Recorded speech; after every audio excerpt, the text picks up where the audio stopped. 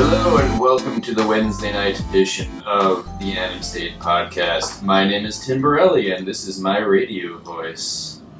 I sound kind of like Simon there. Really? I thought that was a Ryan impression. It was kind of a Ryan and Simon. If I had said like, hello and welcome to the radio broadcast. You're talking about animators. Master maple syrup. It is. We've already gone off the rails. It's Wednesday. It's Wednesday late. We have some beer, and we're here with a bunch of people who would love to talk about animation. And so what we're going to do first is we're going to go around the room and we're going to get everyone's takeaway for GDC thus far. Do you want to? Yeah, we should probably introduce. Do we do names first? I mean, people. What do we do? It's otherwise there's like a bunch of voices, and then like we're gonna 30 minutes in. We're gonna. Like, who the fuck was that? So it's sort of like we get everybody's voice. And the first thing we're gonna do is go around the room and introduce ourselves. You already know my name, so I'm just gonna kick it over to Ryan. Hey. We've already done his name, so we could just go. Everybody knows that. Yeah, there's a lot of familiar voices on here and some new voices. So I'm Ryan. I'm an animator. Where? At Dice in LA.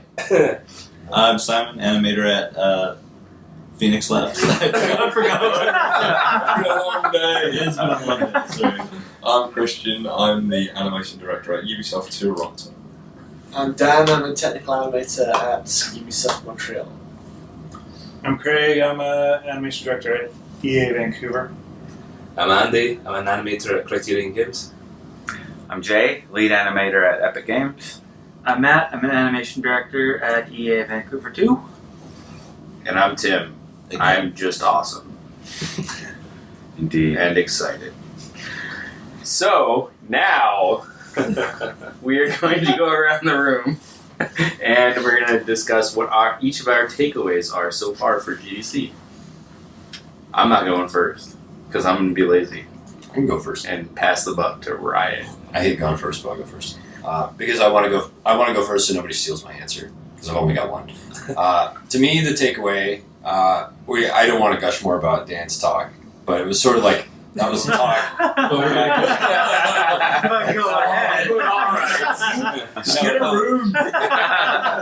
No, that was a lot of the talks are coming back to the common theme of things that we waste a lot of time doing that we didn't get into this field for. Whether like we didn't get into animation because we like turning characters 45 degrees. We didn't get into it because we like shitty mocap data that gives us job security. We got into it because we wanted to make cool stuff. And so I think a lot of the talks this year kind of reminded of that theme of like what can we automate and what can we use technology to solve so we can get back to the fun stuff and not like the dirty shit and all the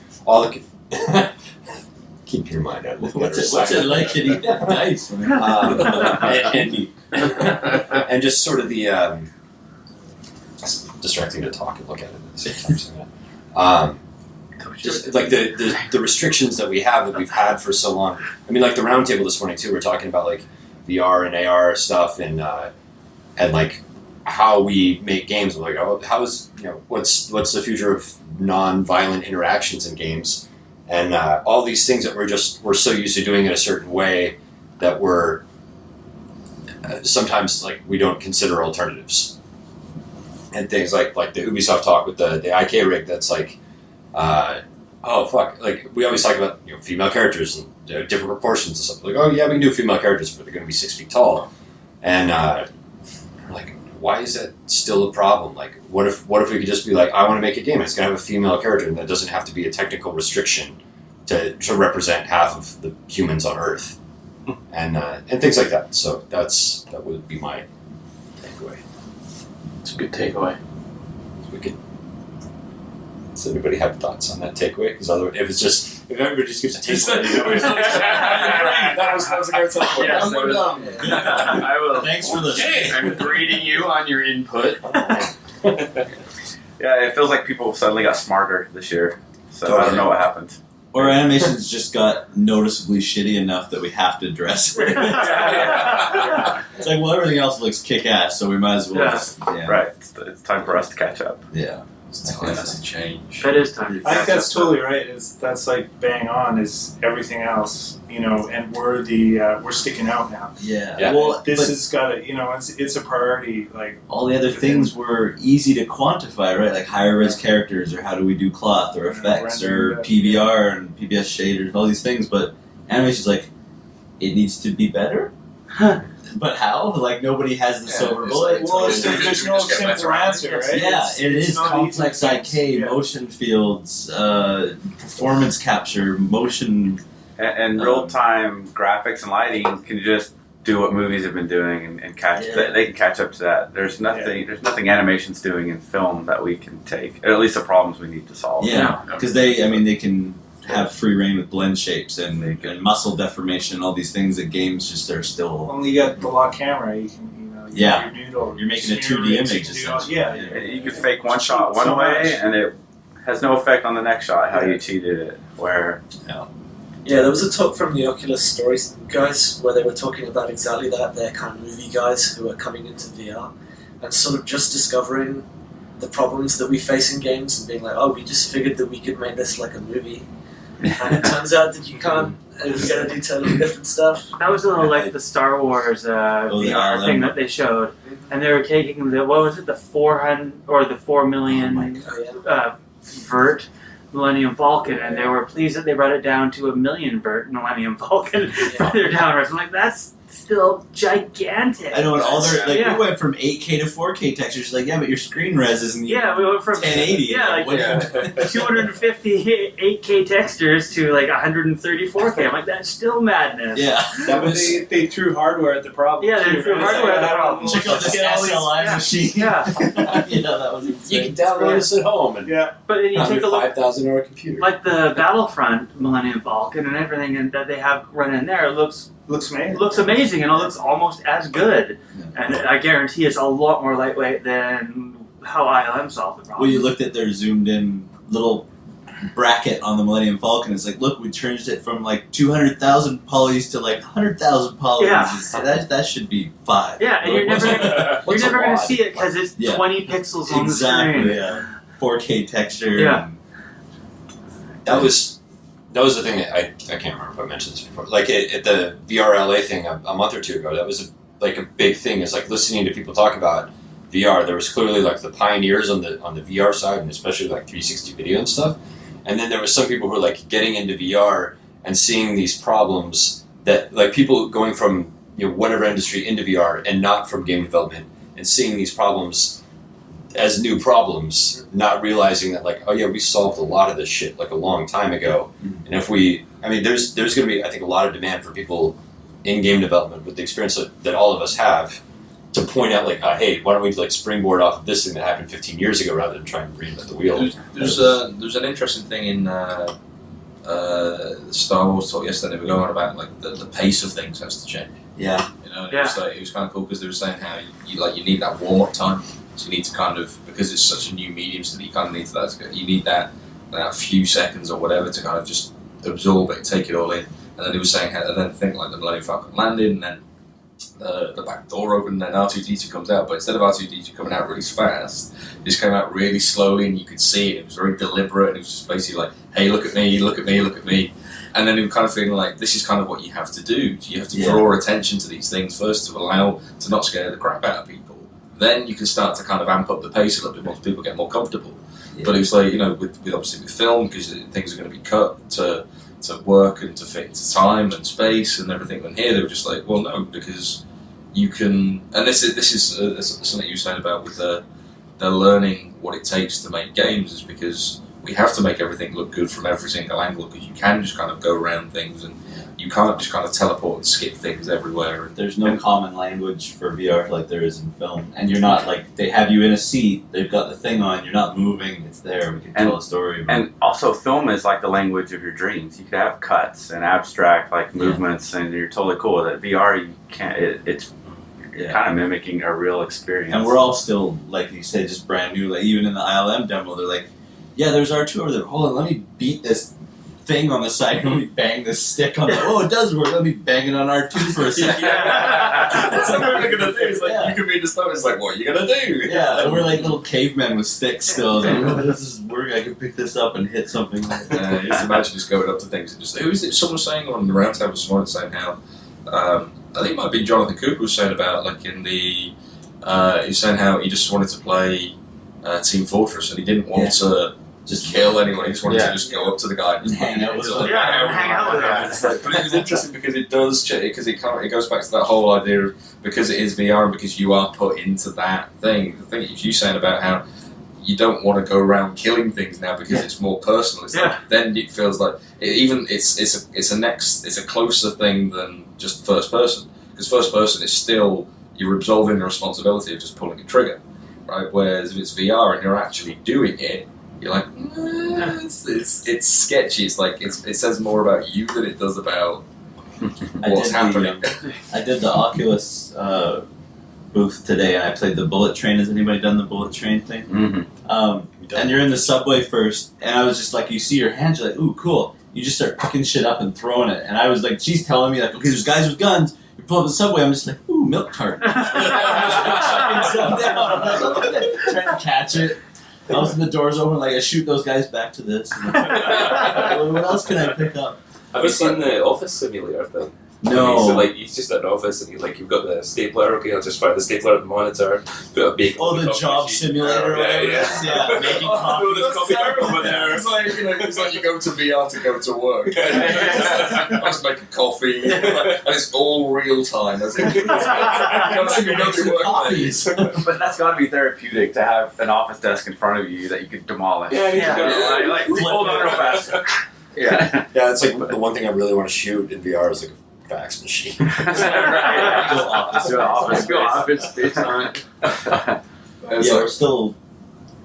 still kids. Like I can't wait for when that's Like another done. generation. Yeah. Like we're all like, yeah, of course you can go in and do it. You just put the goggles on and go. But even that thing had like that weird little lobby that you're in that you can look around. Okay, get acclimated, then you're in the experience. I sent Jay a message yesterday saying now I just want to play with that lightsaber. Just for an hour, I just want to go zoom, zoom, zoom. Just for an hour, I don't want to hit anything. I just want to play with it. That's it. The demos this year make me want to buy that thing so I can sit at home with it. Because up until now, you're in the line with people generally seeing these demos. Yeah. And they finally have these demos where you're like, I could sit at home for an hour just beating up R2-D2 and no one cares. I kind of was having a conversation with one of the Magic Leap guys talking about augmented reality, and that's like where all of this sort of VR stuff then comes into the real space, and that was a terrifying and sort of an amazing conversation of like how reality is just going to sort of change around you. And it's crazy. Imagine with augmented reality, because they could overlay, say, skins on you. Like I could be wearing glasses, and you could be Brad Pitt's avatar because you paid $5 to unlock. Yeah, it. You know what I mean? And like, that would be so good. Right. If you go to a bar and it's like, hey girls, just wear these glasses just for a second. It's like, who do you think I am? But that's like a shallow howl. It's gonna turn into like when I was dating before I met my wife. I had these shoes that had like a lift in them, a little bit of a lift, right? So maybe like an inch and a half taller. And I like met a nice young lady and dated her, and took her back to the apartment, and shoes came off, and I took the shoes off. I took my shoes off, and all of a sudden it went. And she looked at me and she's like, I have to go. She left. And I was like, oh, so it's going to be kind of like that.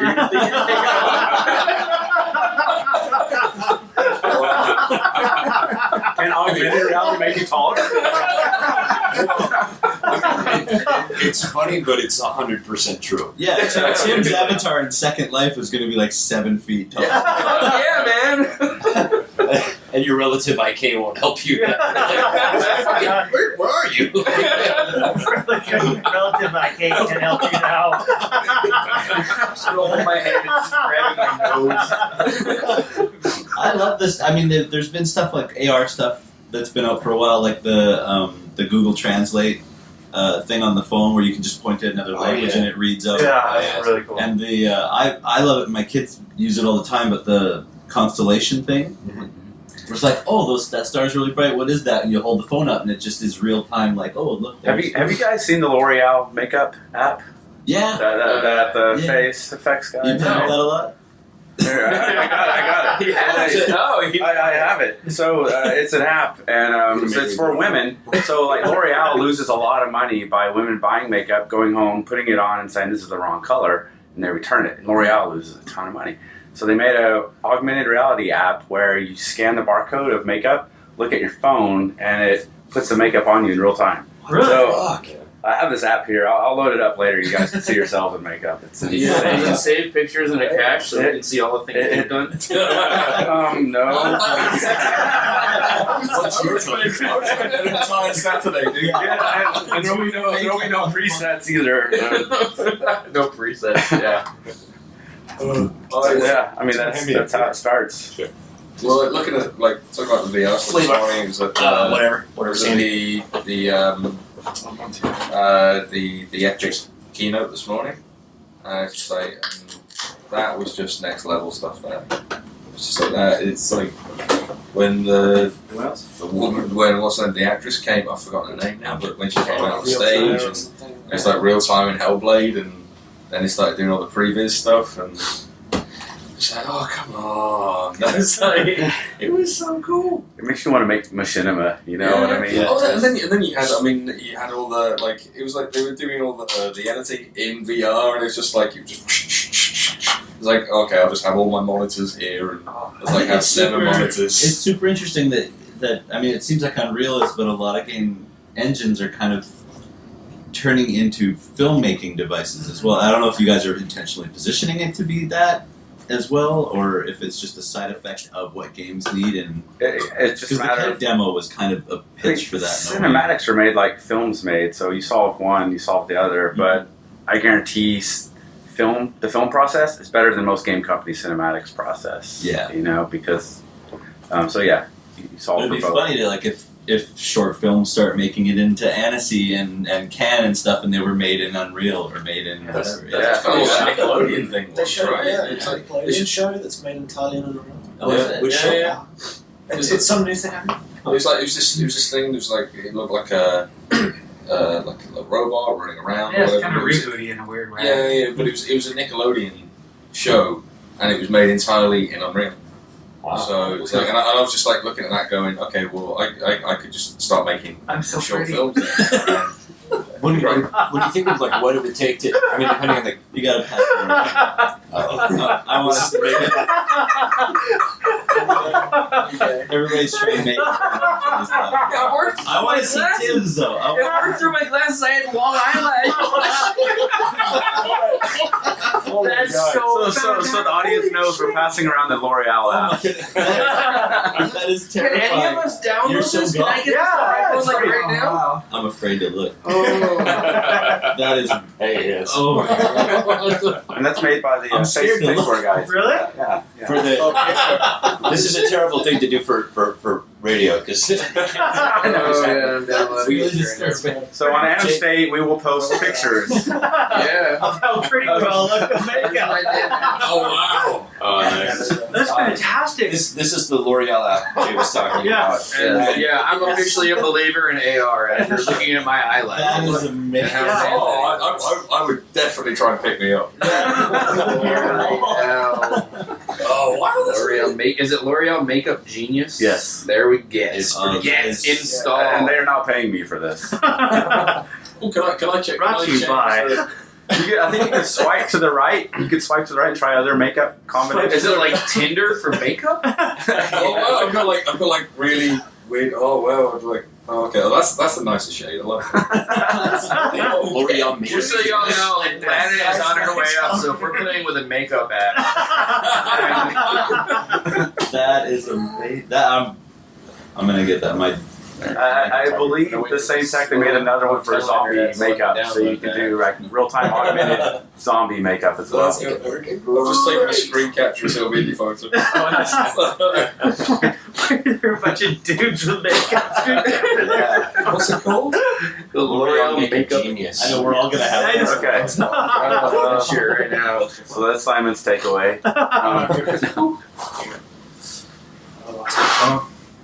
Oh man. Yeah, so it's the guy that went around with us a few months ago, like just like everyone. That's not a good look. So they need to make one for men for like facial hair. Yeah. Like I want to know what I would look like with a wicked handlebar mustache. There's your $1 million idea right there. And it should Yeah. be called Beardo. Beardo. Yeah, there you How go. thick the eyelashes are. Yeah. I'll have to see what my kids You could look actually like. tie that into November, though. Yeah, See what kind oh of stash you yeah. want to grow. There you go. Well, I got nothing to do for the next few weeks, so.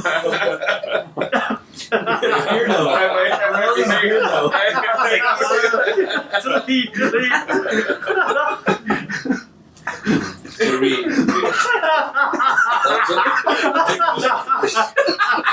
Oh no. That's Kristjan. Alright, can you send me that? That's gonna be the feature image for the post. Please change your Twitter picture to be that. Oh my god. Alright, we just Was alright. I did a screen cap? I thought everyone was doing screen captions. No. I'm just completely exposed myself. We've now got a photo of Kristjan and drag. Again. Again. Every year. You've all seen the face swap thing as well, right? Yeah. Yeah. So, That's Yeah. that's like it's fun and no, I'm not thinking of the face swap is cool, but the one that came like there was a video a couple months before that of the like we're sitting in the same room and I'm like, hi, I'm an asshole, and then it like does your face and it's like you saying hi, I'm an asshole. oh yeah. No, That's I've the seen Insidious one. So, Yeah. It's like you add all that to like film production and everything, and then this is how you're gonna make people say things that they didn't say. I mean, politics. Yeah. Oh yeah. Super scary. All right. We're face swap. This is terrible podcast material because we're face swapping now. That's so creepy. Is it? But there's, Are you seriously face swapping now? Yeah, oh yeah. Nice. It's like there's people that will do it with someone's boob. So you're just like you'll do it and then you get a boob there and then you just get like tip. Did you see Billy's digital flash forward for his Microsoft? No. Billy's digital flash forward. He sat on the couch with his daughter.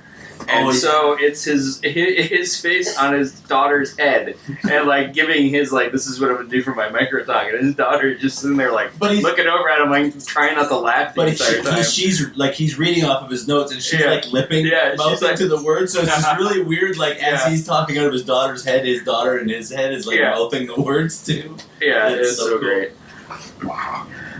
Future's amazing. Animation. Animation. This was the worst 5 minutes of podcast. It was really funny for us. Sorry, if you want. Guys, if you could just see what happened. It was amazing. Takeaways? Yeah, who are we at? Where are we up to now? We're talking about VR. We're talking about VR. Okay. Oh, we're going that Such way. a presence here though. I mean, VR.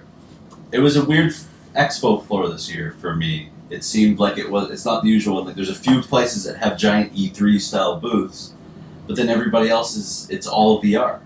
It seems like it's all. I don't know how many of you guys have made it down to the expo floor. I'm gonna I do it didn't tomorrow. make it. I'm gonna spend more time tomorrow, but yeah, it seems very focused on VR, and mobile doesn't seem like a huge presence. It's this the, year. the console transition's over too now, right? Yeah. So there's a lot less stuff to hawk for. We're in now. It's like the novelty's kind of worn Yeah. off. It's like let's get to that. I always used to think that it's like whenever you get like that console switch, it's like the first generation of games on that console switch is just a bit. It's like novelty. Yeah. And then once it's like, as you said, it's like okay, bro, we've got it all out of the way. We know what it can do. Right, let's just make good games. Yeah. You know, and then it doesn't become about like the shiniest graphics Yeah. or the new tech. It just becomes about okay, well, what are we going to do? And the good Right. stuff takes a few years to develop. So So there's okay. So if we're going to talk about animation, there was like in the roundtable today, there was a really interesting like topic about the whole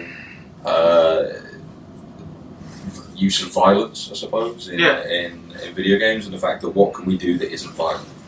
There's some cool stuff there, and then like the whole kind of VR thing came up as well, and like we started talking about like intimidation and not like actually having to kill people and things. I thought that was a really interesting conversation. I wanted to go further than that, and I know that everyone here has got an opinion on that. So definitely. Games don't seem to reward the non-violent option. it's easy. Like, It's easy. it's really easy. But Some do, but most don't, right? Like Like Undertale has that. rewarding the non-violent option. Yeah, But I think- that's the game.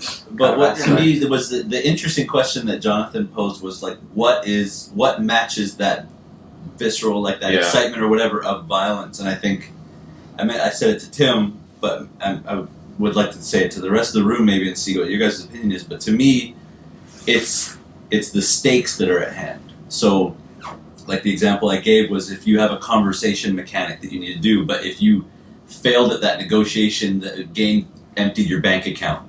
That conversation becomes really fucking interesting all of a sudden, and the Yeah. stakes are high. Like that's where those non-violent mechanics become like. If you don't do it, you reset back to the game. Like you have to restart your game if you don't win this conversation. Or I've just thrown it out there, but that feels like what can make a non-violent interaction with a game have a meaning. If Well, there's it's escapism I ultimately. think Lana be- might be here.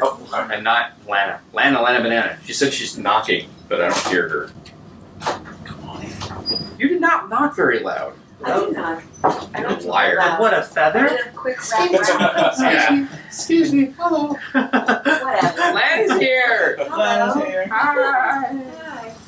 Hi. I think what's interesting about the pacifist mechanic of games is that it when it is rewarded, it's rewarded as like a challenge mode, and really the challenge, like it'd be interesting to see a game flip that around and make the challenge. And this is more a design conversation than animation, but to see like, well, okay, what if it's easy to go around and like do whatever your game is about and not kill anybody, and then it becomes hard to kill people because in real life it probably is. Yeah. To get away with it, and Yeah. then it's like, oh, it's like my pickpocketing game. Like, oh, well, if I just use a gun, well, then the fucking cops show up.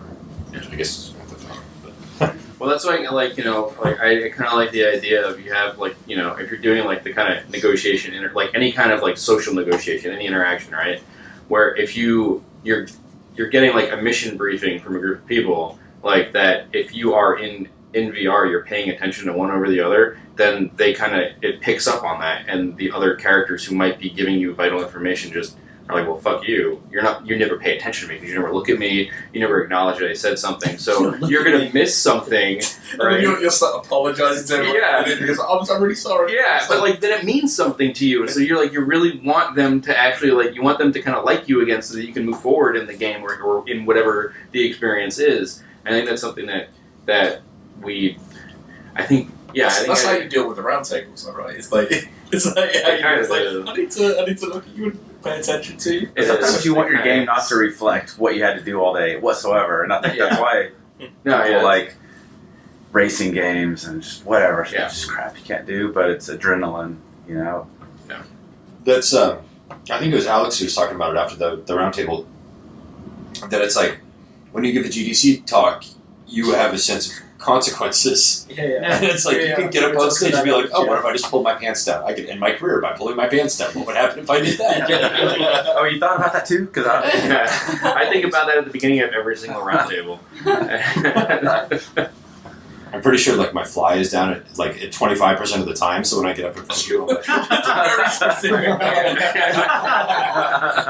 like I could make the AR or the VR game of my worst nightmare of well, not my worst nightmare, but the game where it's I zip up my fly and then I look down and it's my fly's unzipped again. Why is my fly zipped? And then 5 minutes later, my fly's unzipped. Or the VR. This is going to be a VR experience. Somebody will make this. It's a great idea. It's my idea. But it's a great idea. You heard it here first. Naked in front of class simulator, that, the stereotypical movie dream sequence of I show up to school in my underwear. It's just called Nightmare Simulator. Which one do you want? It was just randomly generated. Right. I feel like Japan might get that one first. They might already have it. They probably already have it. There's a reality show somewhere where that's already happening. Yeah, probably. But this year, I personally am just sick of games where you're just bashing in things. I've outgrown it, and then I won't say that. I mean, I would still enjoy it. I've had too much of it But I started playing Life is Strange. Oh man, I didn't think I would like it, and it was just refreshing. I was like, there's just something so different, and it's about like a teenage kind of moody girl who could time travel. Yeah, that was my favorite. Girl. Yeah, it was like my favorite game. it's a great game. Yeah, it's well written. The dialogue's really good, and the dialogue, the way they present the dialogue choices, I think is really clever. Yeah, and it's there's violence in it, but it's relatively non-violent. Yeah. Violent game. It's the game mechanics aren't violent. Yeah, There is violence in the story, but but that's not how you move forward through the game. you don't. It's not a game about like bash people's heads. Maybe there's some passive-aggressive kind of mechanics in there. Yeah. But it's great. That was the like the opposite, like what I was saying earlier about the VR thing, and like how VR has a lot to learn from games. But then the flip side of that was like seeing a lot of game developers switch into VR and like, oh, this is a new method of shooting people, and it wasn't like not seeing the big picture of what the potential is. Just like, oh, this is a new peripheral for killing. It's like, no, Life is Strange would be an even cooler game if you're in high school in Oregon, from a first person perspective, stuff like that. But then, actually, to go to that point though, that like there's probably is going to be a military application for it, right? If there isn't already, but I mean, like that's that it'll bring a whole new like kind of level of training for like a little bit safer way to kind of practice. No, they've been doing that for a while. Really? Yeah. With VR? Yeah. All right. I don't know. They have like Okay, fine, projection rooms or projectors or project on the walls for VR, even without the headset. Really? Yeah, they've been. Yeah, there's stuff out there. It's not top secret. They'll sell it. There was a brief time I was battling between two freelance gigs that I was trying to pick up at the time, and one of them was going to the Canadian Army base and teaching them how to use their mocap system. Because they had a full Vicon system installed and they were trying to learn how to use Motion Builder. That sounds like a crazy, fun, but weird. Weird. It was that or work on Godzilla. I chose Godzilla. What were they using that for? I did that. I didn't Getting find out. on Like, that horses. was kind of but I think they were analyzing Chopping trees. I think the U.S. military, I think they've done it for more like what we would expect, but the other use of it is like the situations, like the non-combat situations of like, how do you deal with like, here is a person who's speaking at you in a language that you don't speak. How do you handle this situation? Yeah. And that's probably a good thing. Like, you'll have a chance to practice that before you get frustrated and start shooting people or whatever. I don't know. But yeah, the ethical questions that came up today about, at one point, do our experiences get immersive enough to give people PTSD and stuff? That was an interesting thing that hadn't really crossed my mind before. Yeah. There's people who are like, oh, we've already had like the violent video games discussion, and so we've already resolved that. We know it's not a problem, but I mean that's still debatable. But it's different. This is different. It's not like the difference of PS2 and PS3. It's like it's different. Of like your brain can be fooled now. Like you don't play Grand Theft Auto and you don't like, did I actually kill that person? But and it is the addiction factor that much higher? Are people just gonna like lock themselves in a room in VR world all day? Like World of Warcraft was addictive. Yeah. Right. But the ILM one where they had the room where you just put on the 3D glasses and then You like see C-3PO in front of you or something? Yeah, like they were saying it's like the closest we've gotten to the holodeck, because you're just in the room and the cameras track where you are relative to the thing, and it changed the perspective. Well, so you're just in a room with 3D glasses on, but you're in. So there's no goggles, there's no nothing. It's just that to me was like they would like skew the projection so it always looked good from where you are. Like those chalk paintings that look legit. Yeah.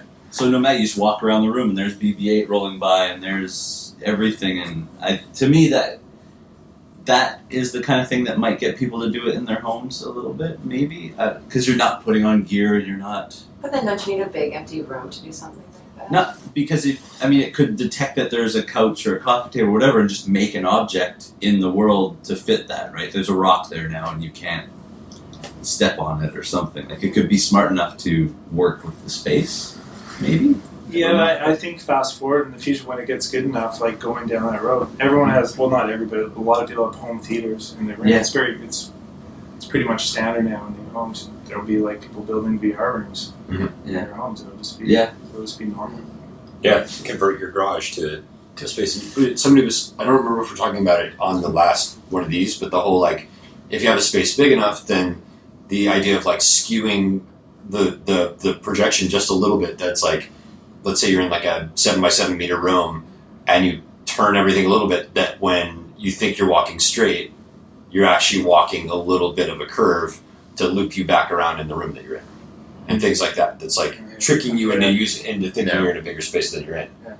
And that's, there's a lot of, I mean, and even then it's like right now I can sit on my couch with VR and be in a spaceship. As long as I don't have to walk around, it's a solved problem. I need a joystick and I'm in a spaceship and I can fly to space. That's cool. If anyone's done any studies yet on what's the tightest radius you can have, Yeah. and yet someone thinks you're walking a straight line in VR. These are going to be GDC talks over the next Yeah. and not 5 years, but like the next couple of years. I just got a talk last year where a guy, people were getting motion sickness, from VR, and he just put a rendering of a nose. Put a nose on it. It's the guy from Purdue, right? Yeah. They just put a rendering of a nose in Yeah, because we all have a nose to stabilize Yeah. where we are, and he did that, and it cut down the sickness. Really? Yeah. It's just all this science. There was one of the VR LA things. They were talking about like lessons they'd learned about what to do in VR and what not to do, and one of them was about like never moving the camera, and never the biggest thing, like there was things you could do for like emphasis for shakes and stuff like that, but the biggest thing was never mess with the horizon. Like as soon as you start messing with the horizon, you're going to make people sick. It's one of the big things with room scale. Like one of the big pluses for it is you just don't get sick because it's one-to-one movement and Right. there's no I'm in a car or something. I don't know. Like there's no kind of movement that is not being generated by you. Right. And so it doesn't fool your vestibular system and any of that stuff. Next takeaway. Yeah. Next takeaway. What's up, Kristjan? Are we already on me? Yeah. I guess you technically do that. I guess you kind of moved it to VR. Yeah, I'll take that as credit. All right. No, it was the round table thing, and it was the violence, the lack of violence stuff, and the fact that you do think about things differently. It's like, okay, well, was saying something? It's like, the gun kind of does remove responsibility, but then if you put an ice pick in someone's hand, then it's like, I forgot who said it, but I was like, yeah, that's a good point. It's like, because then it does make you think. And That reminded me of that Brothers Grimsby trailer where he's like, this is amazing, I can kill people, it removes responsibility, he's just shooting birds and everything. It's like going to the thing I think that we've mentioned, is like it is going on about the reaction as well, and like it's like we were saying how it's like on Splinter, it's like it wasn't the gunplay that was the problem, it was the reaction to the gunplay that was the problem. And as soon as we fixed that and we started doing all cool stuff with like people kind of running out the way of bullets and dodging bullets, and it's like it became really fun to just go and just spray bullets in a room, and it was like that kind of reaction was really cool. So that's why, when we were talking about how do we make non-violence fun, well, you make the reaction to other things interesting, and it's hard work because it's not just a simple like, okay, we'll do this, that happens. It's like you start to give everyone like a reason to be there and start to give them like a And we purpose. can get to a point where there's, because right now AI resets. You can spray down a whole room full of people, and eventually the heat will die down, and it goes back to everything. But if we have like persistent AI that, you have notoriety on your character, you do something bad, it sticks with you and changes the game, changes like your recognition. You've seen that? I was watching Inception again recently, and there's that scene where they're in Paris, and then like when you start to do lots of weird stuff in the world, then everyone starts to look at you. And then it starts to highlight, and I thought that was kind of interesting. It was a very kind of video game sort of way of looking at AI and how they were just kind of like walking through, and then the more she just kept going, oh, I can do this, and everyone's just like looking at her going, why are you doing that? And then it was the world that was just aware of it. And I thought that was kind of a really good game analogy for, you don't want everyone to walk past you as you're walking down the street and just kind of look at you, because then it becomes about you. and you don't want that. You want them to be doing their own things, right? So to me, it's like you have to find ways to make the non-violence interesting. So I do that other thing, and there's like it's like we found that people want to do the non-violent. They just need that option, and it's like, again, we had it in Splinter where we didn't put any game mechanic connected to it. We just literally just swapped out an animation, and people by default went for the non-violent for no other reason than it wasn't killing someone. So people want to do it. You just need to give them the options, and the problem is with a lot of these games there is no other option except for to pull the trigger. There was I was reading somebody played through Fallout 4 without actually himself killing anyone, and that like the I guess one of the lead game designers on it was like, you know, this one you have to kill in order to make it through, because like other ones that you had the choice, you could kind of like make through like with just talking to people. But he figured out the right build at the start, and he figured out how to get through every part of the game where there was violence to get someone else to do it, or to just not do it at all. Which I thought was like, you know, and they like, the people who made the game were like, we didn't think that was possible, but he figured it out. Yeah. And I mean, it just goes to your point, right? If somebody thinks there's a way to do it and they want to do it that way, they'll try. Yeah. And they'll, you know, it seemed like in that case they weren't supposed to be able to, and they still figured it out. So it's like I used to bring up a game that Simon worked on, Hitman, and it's the example that I always used to go back to. It's like it's one of the first guys that you can attack. I'm talking about him now. It's like and basically has this whole conversation about like he's just been cleared of like he's like he hasn't got testicular cancer or something like this. Just found out he didn't have it. Yeah, it's just like, and he's calling his wife and he's like, "Oh, tell the kids, we're gonna party. I'm so happy." And then you're kind of like ledging underneath him, and you're like, "Okay, well, I'll pull him out the window." And I did literally sit there and just go, just walk away. Just walk away. Yeah. I don't want to kill you. I just walk away. And he didn't walk away. And I was just like, just walk away. Don't make me do this. But I didn't want to do it. And it's interesting that all that was just a little bit of exposition of who that character was. And then it became a really interesting thing for me. I didn't want to kill him. And a lot of people had a hard time figuring out, because we spoon feed you how to do that. But people forget at that point, because you just did something else before that misdirects the player, and you get to that point, you're like, well, I have to yank him up because you got the prompt right there, pull him out of the window, but you can just toss something to the side and he'll walk off and, oh, what was that noise? And then you just climb in the window and sneak around, but almost nobody does. Yeah. Everybody kills the poor guy. It's one of the, That's me, actually. That's me. That's Simon's social experiment. It's one of the things that we tried to do with Watch Dogs. The phone where you're like scanning people. Yeah. It's like, okay, I'm going to steal your money. I'm going to hack and steal your money. And oh no, you just lost your job. I'm not going to steal your money. We'll skip over you. yeah, it's like, and it won't mean anything, but because it's there, it's like the player just kind of goes, oh, well, that guy's got a heart problem. Well, I won't do anything to him. I'll leave him alone. It's like he doesn't. He's never seen it. There's a stat on a UI screen. Yeah, that's it. Far Cry 3. Was that the one? I mean, fuck it. The game came out long enough ago. There's no spoilers, right? No. Whatever. Yeah. You could, like, at the beginning of the game, when you get to the island and you meet with, you know, whatever is created, Foss, yeah, and he's like talking to you, and he's like, you know, he's really interested in talking to you and really wants, like, you know, because you know, to find out about your father and your mother and everything. And he's like, I have to go take care of something. I'll be right back. Just wait here for a few minutes. And like almost everyone's immediate reaction is, "Fuck this! I'm gonna go run around and steal shit and That's leave." Far Cry 4. Was that That's 4? Far Cry 4. It's the thing. Oh, it is. It's 4. It's the beginning of the thing. Yeah. It's Yeah.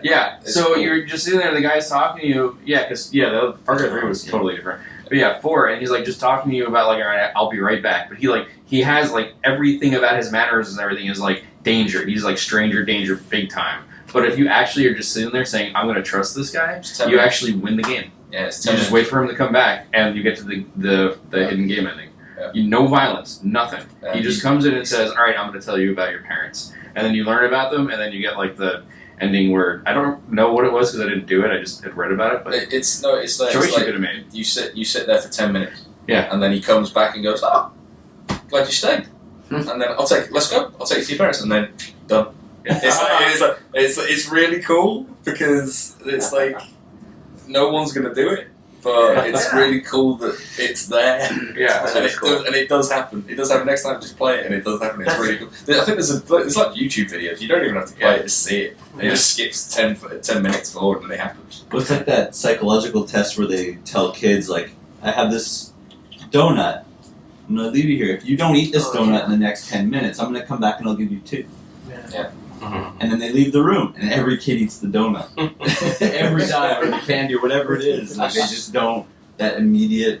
I think they did a follow-up study on that because it was done like 18 years ago or something.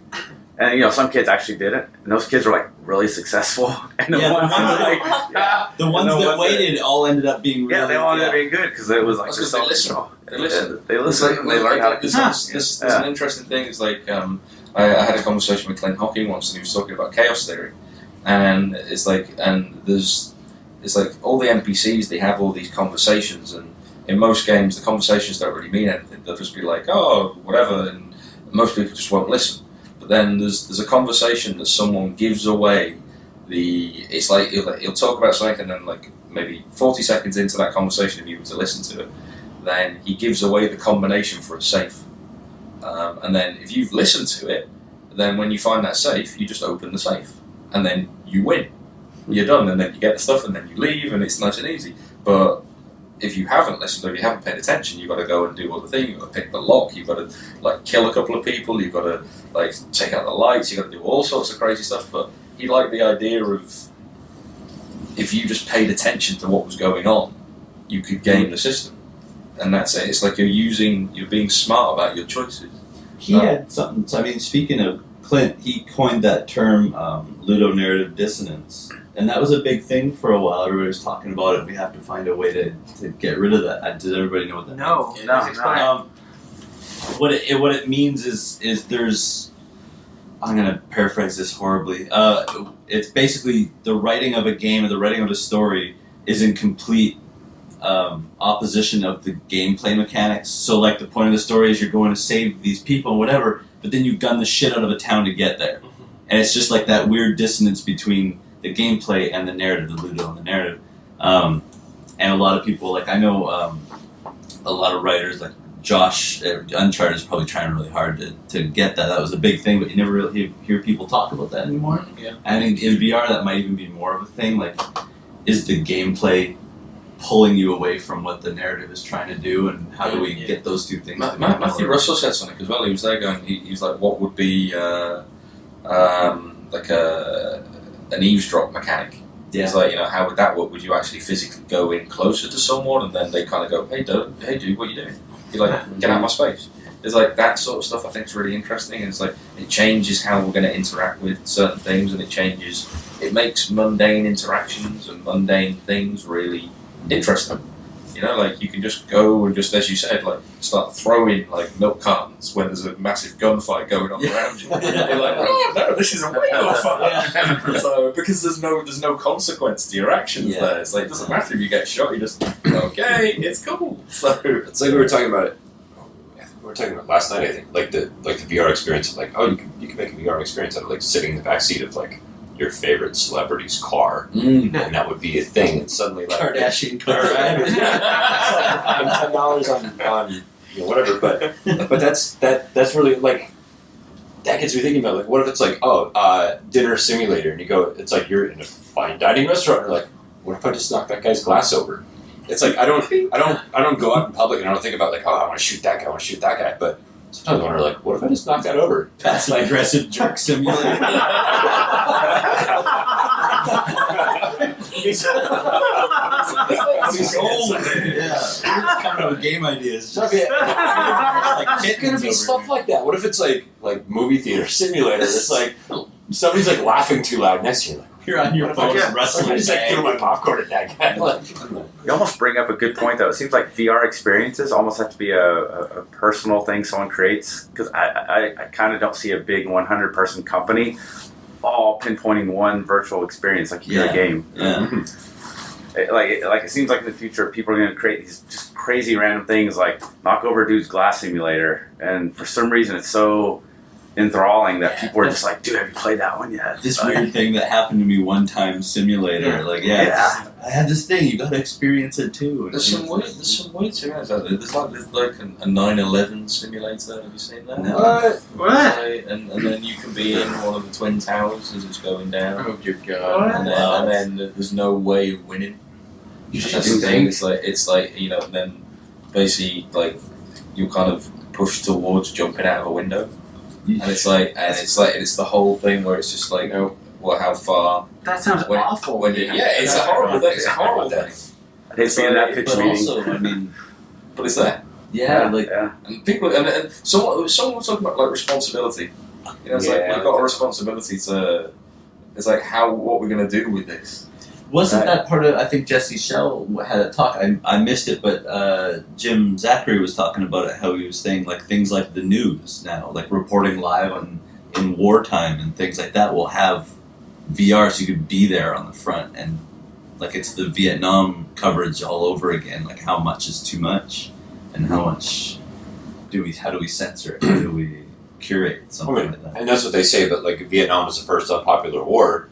It was the first war that was televised. Yeah. So it's like the capability. They were talking about that in VRLA as well. Of like the capability to manipulate people one way or the other.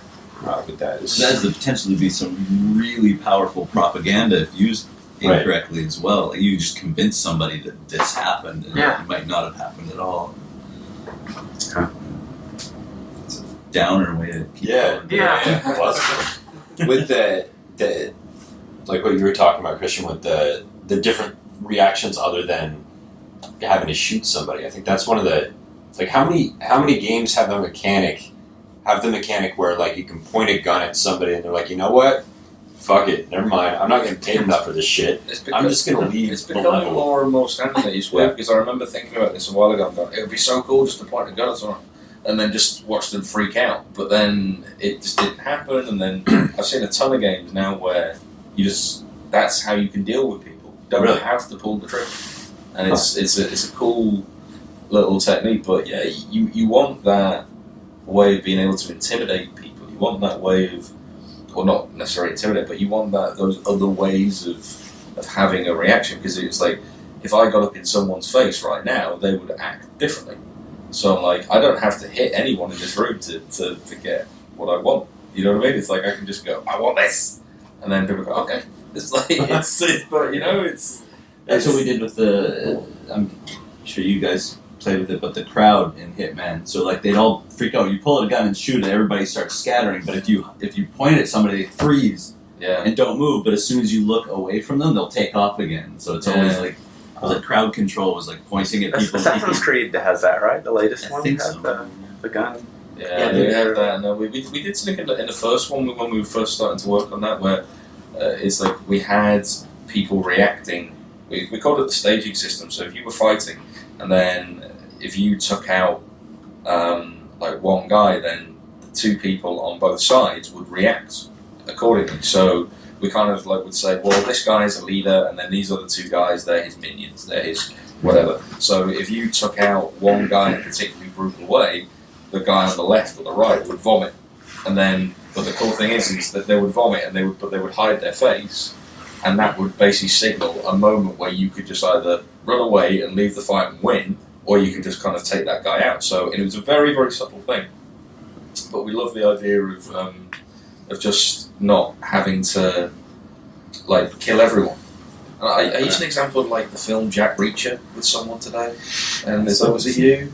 No, and it's like, have you ever seen that? And it's like, and there's a great scene in that where Tom Cruise is in a bar, and then he basically,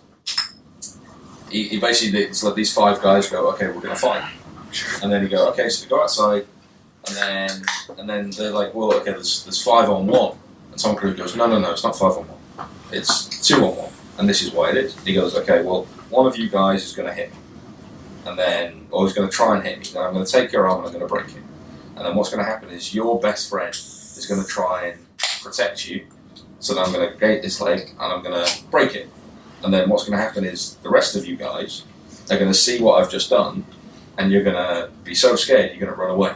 So it's not 5 on 1, it's 2 on 1, and that's fight science. And then but games don't have that. You know, it's like if you're the assassin in Assassin's Creed, it's like, and I pull out a big ass sword and I've just killed like 3 people in front of you. Then, and you see it in kung fu films all the time. It's just like, stop attacking the guy. He's gonna kill you. He's just taking the shit out of like 5 of you. Stop it. Run away. The line of 50 guys just taking tickets. And it got to the point where with AC1, I wanted to make the fight system so good that you didn't need it. So I wanted to just get to the point where you just pulled out the sword, and everyone went, "Oh, yeah, that's the Crocodile Dundee." So it's like, that's not a knife. This is a knife. And then everyone just goes, "Holy shit!" and then runs away. That to me was what I wanted to do. And it's like, and that's kind of where I feel like it becomes fun, because then you get this real sense of it's the details. Yeah. Going back to like Danielle's talk and everything, the boot camp is like, but it's details, it's things like that make you feel powerful and make you feel like you've had an impact on that world without hurting someone. And it's cool. I love stuff like that. Maybe it's just me, but I love stuff. I could talk about that stuff for hours. I'm not gonna, but I could. It's we still doing that? We're at yours right now, Dan. Yeah. Sorry. You take yeah, it. I mean, I'm Take this. enamored with the VR stuff as well, but I mean, I'm going to talk about animation. Like, before we came to GDC, like, Ubi's shown a lot of, like, tech, and I've been sort of really deeply involved in thinking about, like, all very technical ways of dealing with animation, and it's very dry. And for me, kind of coming to GDC, it's like, while everybody else is kind of like looking at the tech stuff and saying like, this is, the animation is becoming more technical, I'm now sort of like on the come down from that and seeing what other people are showing about the art side of it, and me sort of thinking about, well, okay, now that we have this tech, like, it's a great reminder about, okay, why do we do this? Like, why did we build all of this stuff in the first place? And going forward, how we use it. It needs to be about character, and it needs to be about personality and conveying all of that sort of stuff. And it's sort of helped to sort of recenter me on that after thinking so in depth about it for the last couple of months about just writing scripts to do stuff. I think that's like not totally. It's like we think about it being like, oh, animation's getting more technical, but it's like technical in the way of like sketching is getting more technical in that we're doing all these crazy things to make a bigger piece of paper to sketch on. Yeah. All these tools are enabling of the creativity that, I mean, we keep making stuff with the constraints that we've had for the last 5 or 10 or 15 years because of that. And we don't have to. If we can, like the Ubisoft IK rig is like, oh, we can do female characters. Oh, we can do octopuses riding bicycles. That's not a game anybody. I want to play that game, by the way. Yeah. But that's You're like, the first person to say that. I am the first. Not the first person to say All that. right, good. It's actually Kristjan on a bicycle, just to be clear. That's fine. What? No, it's just something that, like, when we talk about, like, oh, should we have female characters in our game? Ooh, I don't know, like, that's going to be really difficult. It's like that shouldn't be the conversation we're having. It should be like, do we want female characters in this game? Is it appropriate to have female characters in this game? And for many games it is. And then it doesn't become a technical conversation, but a creative conversation. Who do we want to be in our game? How tall are they? Here are the people in our game. That's how it should go. Yeah, we're finally getting. I don't think we're quite at the point yet, but we're on the cusp of getting to that point where we can start talking about real performances and real stories and real character development, rather than we've just been so hobbled by tech, sort of very caveman-esque gameplay mechanics and things like that. But we can now have the conversations that film has been having for so long, and TV and movies, everything. I mean, books. It's cool that it's a cool time, but we're not quite. I think it's like Yeah, I agree. We're not there yet. we're just about. Yeah, It's very close. We've been bogged down in the tech for so long. Yeah. And now that you can just see that, I think that's a big thing. You can just see that the tech is actually going to save us, right? It's going to take us, so we don't have to worry about any of that stuff anymore. You worry about getting back to the craft, right? Yeah. Worrying about, Which is what we all got. which But the most odd thing is, like, indie developers have no access to tech, yet their games are far more diverse and they do things far more. Because you're not getting bogged down. Risk. Right? They don't have room for more with executives telling them. Yeah. Well, that, and they don't like they have to do more with less, so they find creative ways to solve problems instead of saying Like, "Oh my God, look at all this shit I have! I can do so much," and then getting stuff like you said, getting bogged down with it. Yeah.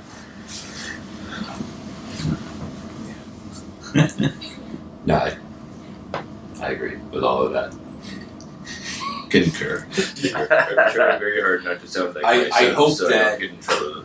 I hope that in a couple of years, like when it is more ironed out, that maybe it will be more enabling of creativity in AAA studios. I'm a little scared it might not be. I think it will be. I think you're right. Well- There's like, I don't know if that's ever going to go away, but I mean, there is that paradigm of making things simpler. Mhm.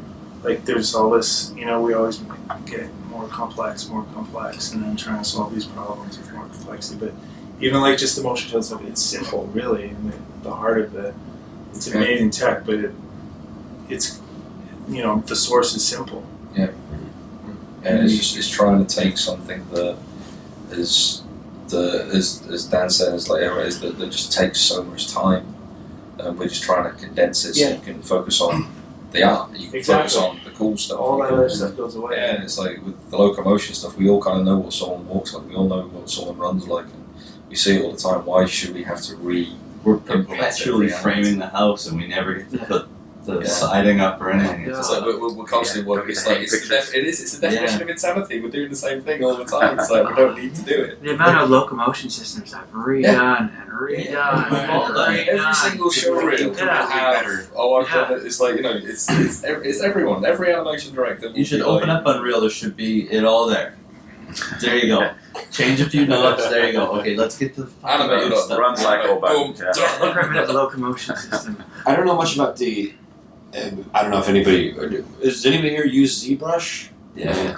Dabbled. Yeah. I've heard of this. I mean, we all know what it is. It but looks actually, like magic. Some of us are Canadian. It's ZBrush. You say ZBrush. What's Do you that? actually say ZBrush? I do too. I have never said ZBrush. I have a hard You're time. not a real Like Canadian. in my class, I say it, but I know don't ZBrush, but I grew up with American Sesame Street on Canadian television for some Yeah. time. So that's confusing. I've got two Z's in my name, but it's like, but I do the ABC with my son, and I still say Z. Yeah. So Because it because it rhymes fits, it better. doesn't say A, B, C, and then you get to Z.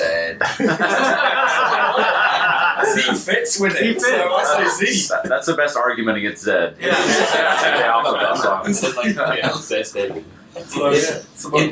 It's more practical, but it's kind of bummer. It's like having everything. It's got kind of the sing-songy flow to it, and then it ends. Next time, won't you sing with me? It's like ending your song in a binary. But it does make more sense of clarity. Derailed, sorry. What was my that point? point? ZBrush. I'm trying to remember why. I had a point.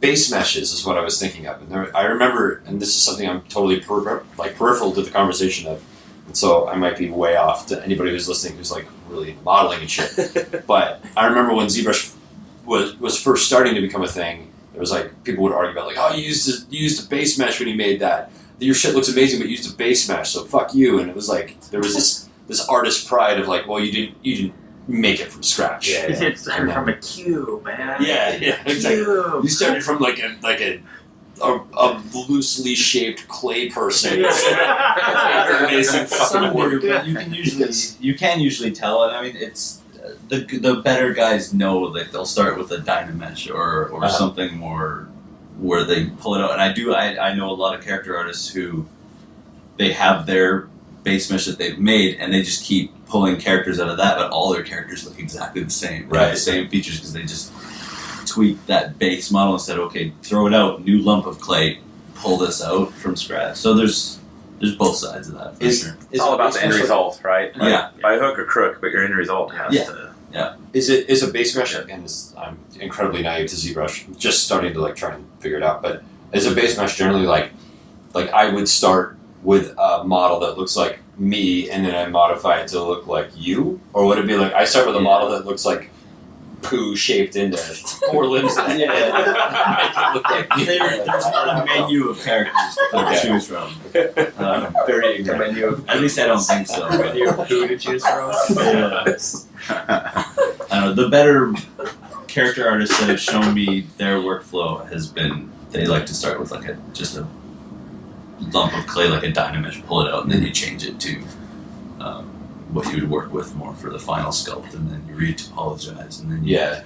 I guess Dynamesh has kind of eliminated that, and you can make like a poo-shaped person. 5. Yeah. Sorry, Mr. Hanky. 5 minutes or something like that from then.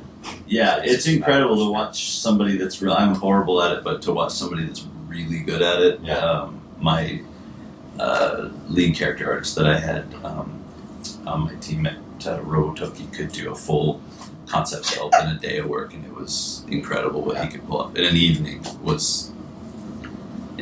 We get human scans for our bipedal characters, and they don't just use it's just like mocap. You don't just use it 1-to-1, but it's their starting point. Yeah, Uh, scans are a mess to start with, though. That's Yeah, a whole they other re-talk skill set, about it, yeah. Yeah, we had a scanner, and that was an interesting learning curve to learn how to do it. For a while, there's only like a couple of us that could get it to not barf when we were scanning a model. Yeah. Like, what are you using that audio? Not looking. Yeah. Cool. Craig, what was your I mean, the big takeaway was the adjustment blends, of course, the animate button, all that stuff that we talked about. That was huge for me. But also, I'd say just the format of these talks at GDC. Usually, I mean, there's really good talks. There's talks where that aren't so good, but a lot of talks usually just take away one little nugget or something. To take, if you get that, it's a good thing. So Yeah. I thought the format where you guys did like the speed rounds of just a bunch of pros sharing their tips. I thought that was great. I mean, I think everyone got a few nuggets out of that. And it was a great format. I think that should definitely continue. when we first talked about it, it almost sounded like are we like cheaping out? Are we like how do we just cram as many speakers in here as possible? But like after working on it and after seeing it, I was like, oh, fuck, that was actually really hard. Like, it's a lot of work. You watch the audience wake up during that part. Yeah, absolutely. Because it's like you kind of like some of those ones you do, you kind of fall asleep a bit, and then something interesting comes, you can pay attention a bit for the long talk. But this one, like you're on the edge for the whole thing. Yeah, Just it's wait a for that good next good thing to put at the end of the day as well, I think. As well. Yeah. It's like I think he kind of said it got people back up, and it was like, oh, that's cool. Oh, that's cool. Oh, no, I'll do that. Oh, that's cool. Oh, I didn't know that. So I think that was really good. It was a nice kind of, it's like pacing. Yeah. It's just I thought like especially the tips and tricks one that was like there's so many. Like I've noticed this with a lot of books that I read, that it's like, oh, there's like a 400-page book. Like I started reading The Black Swan, not the film adaptation, but about unexpected events and how they disrupt things and how to prepare for unexpected events and stuff like that. And like probably 100 pages into it, and maybe it was just my low attention span, but like maybe 100 pages into it, I realized like, okay, I get the gist of this book. Like you can't. The gist is basically you cannot predict the future by charting the past. That's the whole thing. It's like the Black Swan stories are like, they went, swans were white, and then they went to Australia, and there was like, oh, there's a black swan here. We have to rethink everything, and it's about disruption. And so, but there's 300 more pages of the book. I'm not sure if maybe they made another point. But you got all you needed. I think we're done here. Talks that like okay, if it's a talk about like here's what you should be doing, then that shouldn't be a 30-minute talk. 5-minute talk about like here's this, and the speed round at the end. I like the speed round a lot. I thought that was fucking awesome. Yeah, it's great. Yeah, the first time we ran through that, because our original concept was each person's going to do 5 tips, and we'll work our way through. And then the first time, I can't remember at what point we decided to do 3 and then save some. That was the first Skype group that we did the. Yeah, it might have been Alex. Alex thought, well, yeah, why don't we shift it? And then, but it was, I found that really hard because they say, okay, let's come up with some tips. And I went deep first. I was like, what are some new things that we're doing? What's some really advanced? And I had trouble doing it. And I just threw out a couple, and Alex was like, no, those are good. I'm like, yeah, but everybody does that, right? He's like, no, nobody's doing that on my team. That was the biggest surprise to me is the stuff where I was like, I'm just going to get a lot of, dude, I already knew that. Yeah. Enough people came up like, oh man, I've been doing that wrong this whole time. Oh, the lifting keys. It's funny because I knew to do it in Motion Builder. I just never put it together to do it in Maya. I was like, see, that's a bloody concept. Was it? I think it was part of Billy's where he was talking about like see your stuff in slow motion. Yeah, watch like, it backwards. And then I was like, wait, does everybody's engine not support like scaling gameplay? Is that like I want to run a game at 1/10 of the regular speed. Yeah. I just assume that I assume like a real something. Yeah. Slow-mo 0.1. Yeah, it's on a hotkey. We just slow it down, speed it back. Yeah. That's how we make our trailers. Right. We just do that. But we also had some stuff. I mean, I know on mine, I had the ones I thought were going to be good and worth a minute each.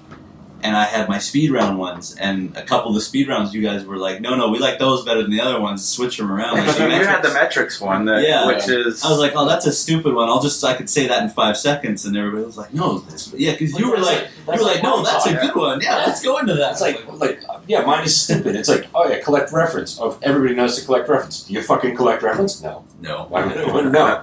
Metrics, it's like everybody should do metrics, but most people don't actually do metrics. So yeah, I found that in my classes, there'd be a problem with the character would just end a thing and then turn around and face the camera, and they do this really awkward turn. I was like, well, show me your reference.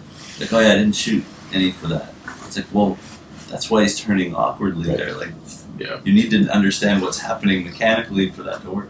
And plus, I really did like your point of just go to a boxing class. You'll learn so much more about throwing a punch by going to one class, and it's true. Like you learn so much about anything you don't know by going to the first class, the first lesson, the first coaching session, anything like that. You'll learn so much more. And I have one of our animators he was a boxer, and I was animating character punching, and he just looked at me. He's like, "Dude, you've never boxed before, have you?" I was like, "No." And he was like, "Let me show you." And he just did one hip shift. One turn leading with his hips, taking his shoulder back, and then showing the follow through really slow motion. And I just I got it, right? That's all I needed. And then there were any other time, from that point on, when I was doing something that involved a punch or a kick or something, I just thought of that and I was like, all right, I get it. I can do this a lot better now. Right. And it's like how many people have fired a gun. You know what I mean? But it's the thing is that you get so many people that will go, you're American. Born with guns. So yeah, exactly. I'm English, so we just stab people. It's fine. Or punch them in the face. You what, mate? That wasn't even me. But yeah, it's you get so many games, people that will make games and they'll be all about gunplay and everything. They're like, oh, have you actually ever fired a gun? It's and they won't. And I know that you have to do it. It's I know with UV they send people. But how many times did they send the animators? Yeah, we had that. Send the audio guys. Yeah, the Hitman. We were having these really weird, we were animating these guns and we were mocapping it. None of us had really had that much experience, so we all went to the gun range, laid out all these tables with guns. We shot the Seikos, we shot all these rifles, the handguns, and all this. And it was at the end of the day, we weren't awesome at it. I tried to go through a couple of clips and do a really fast reload and stuff. And man, I have respect for seeing the guys that do it well. Did you guys see that Keanu video that was making the rounds? Oh yeah. That was on one of my cut slides. I was gonna put that in and I realized that was if you haven't. There's Keanu going through a John Wick. From John Wick. Is that the recent one? Yeah, he's doing his John Wick. Good. If you haven't done something like that with a gun to understand what he did, that's. But because the thing, and to the point is the thing is that then becomes automatic, and he's broken that down as an actor. He's broken that mechanic down, so then when he goes and acts it, it's just what he does. Yeah. It's and it's perfect. It's every game I've worked on, I've tried to either do or understand what it is that they're doing. I mean, Jeff's talk. I mean, he's like an engineer. He has, in a way, no business getting on the floor and grappling with guys, and he does. It's like he will go deep into it. And it's like it's and stuff like that. I'm like, okay, well, that's not just the animator understanding it. That's the engineer understanding it. That's then going to bring another way of looking at things. I'm like, I love that. I think We had a girl come in, an actress come in to do some mocap while we were in Denmark, and they've done a lot of there's like a lot of those countries in Europe, there's not a lot of guns, a lot of gun control. So she'd never really held one before, but we needed her to do this thing like she was playing. Remember the nuns and Hitman? Everybody. But she'd never held it, and when I was okay. You're gonna walk in, you're gonna raise the gun and stand, and she was doing this really. Obviously, I'd never held it. Okay, stop. We're not gonna roll now. Let's do this 100 times until it became this like natural movement, and it was just muscle memory. Okay, now we can roll. Because the first couple of times, it's like trying to shoulder it and trying to get up. No, that should be. Don't even think about it. Yeah, even just simple things like guns are heavy. They hurt when you shoot them. Things like that. It's like I remember on Saints Row the first shoot. It was the first mocap shoot I'd ever gone to go and went and directed. And they were like, studio obviously never used them before. It was my first shoot ever. And they're like, do you want replica props? And I was like, fuck yeah, I want replica props. I want you to give me the CO2 ones. I want to get real kickback. I want these. You got the blue guns. What's that? You got the blue ones instead? No, we got them, and we got them to the shoot in a shady way. But on the subway, you're not allowed to do that actually in New York. And this guy is carrying these cases, just covering it with a coat. And he gets there, and we got we had a decommissioned RPG, a AR-15, and a Beretta, and they were all the CO2 ones, right?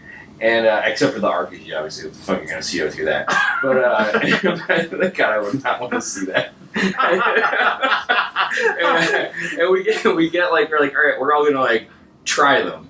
I was gonna try it, the actor was gonna try it, and we're gonna see what this is like. And we get the AR-15 out, and I just went, brah! And I almost fell on my ass because it just scared the shit out of me. And I was like, huh? And I was like, this is kind of heavy. And so I gave it to the actor, and he's like, no, I think I can do some runs with it. I'll be good. So we did a run through everything. He did 2 runs through the volume and then 2 crash runs, and he's like, I don't know if we can do this. I don't think I'm going to be able to hold this thing up. Because he's not he wasn't a trained firearms user at all. He used stunt props. Mm-hmm. He was theater actor, he used stunt props. They weren't they were there for show. They weren't all heavy. So we had to switch to their stable of wooden props, But for shits and giggles, we took footage of it anyway, just to see if it made a difference. And since we weren't capturing the actual prop itself, it didn't matter. When all was said and done. But I had a lot of respect for people who actually use that in the volume and are able to, and then people who just actually use it in real life for, keeping us safe and or murdering artists. And it's a lot of work to go through to go murder someone. There's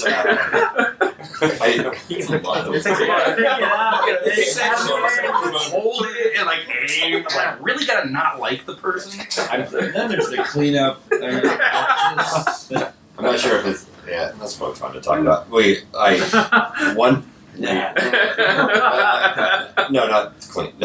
Speaking of cleaning up blood, get out of the trunk. No, we talked about that with special forces consultants, and one of the games I worked on had they had the option to stick this shit all over your gun, and then you talk to your laser sight and your big scope and all that stuff, and then you talk to a Navy SEAL and it's yeah, you know how long we fucking carry those things? You want me to add 7 pounds worth of bullshit for the 2 seconds I spend shooting? No, I'm you learn to shoot your gun right, and you don't put all this crap all over it. That and a 50-pound pack, and all the other shit they have to carry. But it makes total sense. But well, it's we had a guy come in for a cover system motion capture a long time ago, and he would take a knee every time he stood still, and we're like, no, that looks awful, and we're like, we need you to stay squatted the whole time.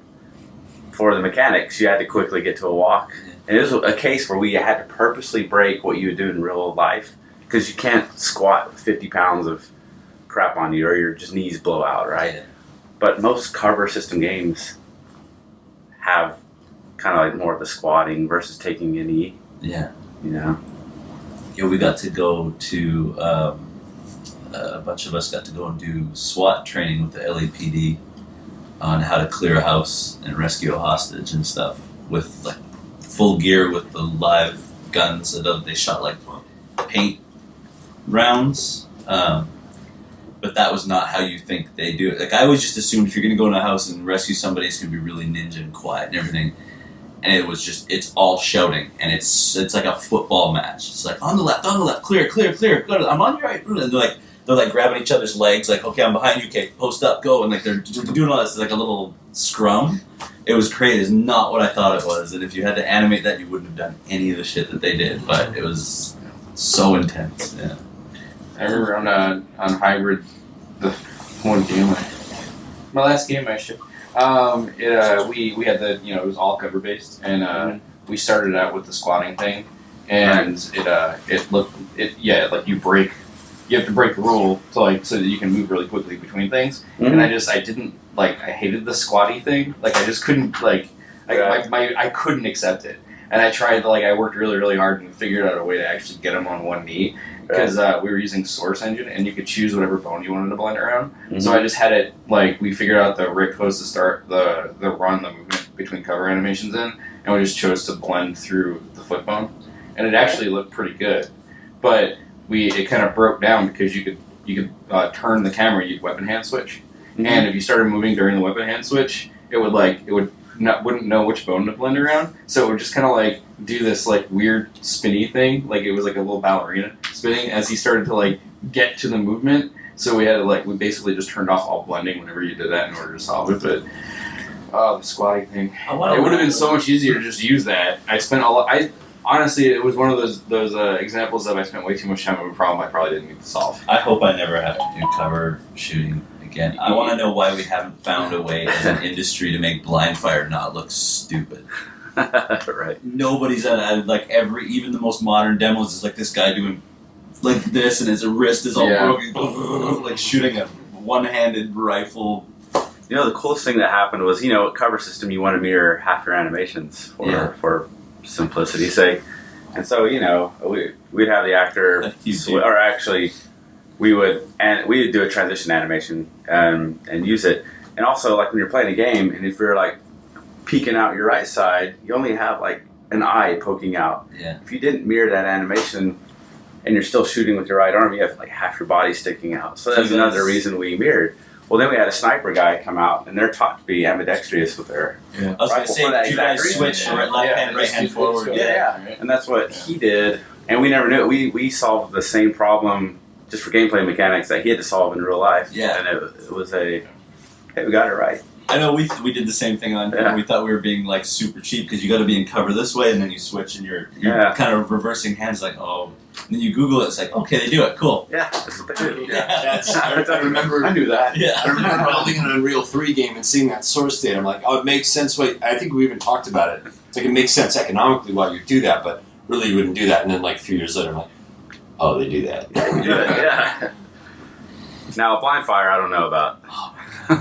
Everyone got to go, we just don't do it. We just don't do it. But then you talk to designers and we gotta have blind fire. It's but they go, we just don't do it. It's we were talking to Kevin Sakura and stuff like this, and he was just no, we'd never do that. Yeah. And he's ambidextrous as well, so he was doing the whole thing, he was giving us all this really cool stuff with the way he was holding the rifle, which is the same sort of thing he was saying. And it's awesome, but we were okay, so how are you going to do blind fire? And he just kind of goes, I just wouldn't. Yeah. He goes, I would actually probably turn around and then do this or I've spent days trying to sit in a position that I can't make that look cool. It never looks good, but then it's a design thing that we have to kind of put in there. It's just we need to find. But the problem is not a lot of games it's not we're going on such a tangent right now. We're only halfway around the room. But the AI doesn't even really react to it that well often. I could see if it was a mechanic that you do a blind fire, they take cover, and it allows you to move cover or something. But we did that. Oh, you did? Because I haven't seen that. That was the whole thing. Is we wanted to make it useful. Yeah. It's why isn't blind fire useful? We wanted to. I wanted to do it as just and then everyone just goes fuck, and then that gives you a second. Beat to change cover position. Yeah. It makes it look interesting. It makes even when the bullets don't hit anything, Yeah. it's still interesting. But, hey. Yeah. Next. Take away. Beyond getting a nickname. Bodyguard.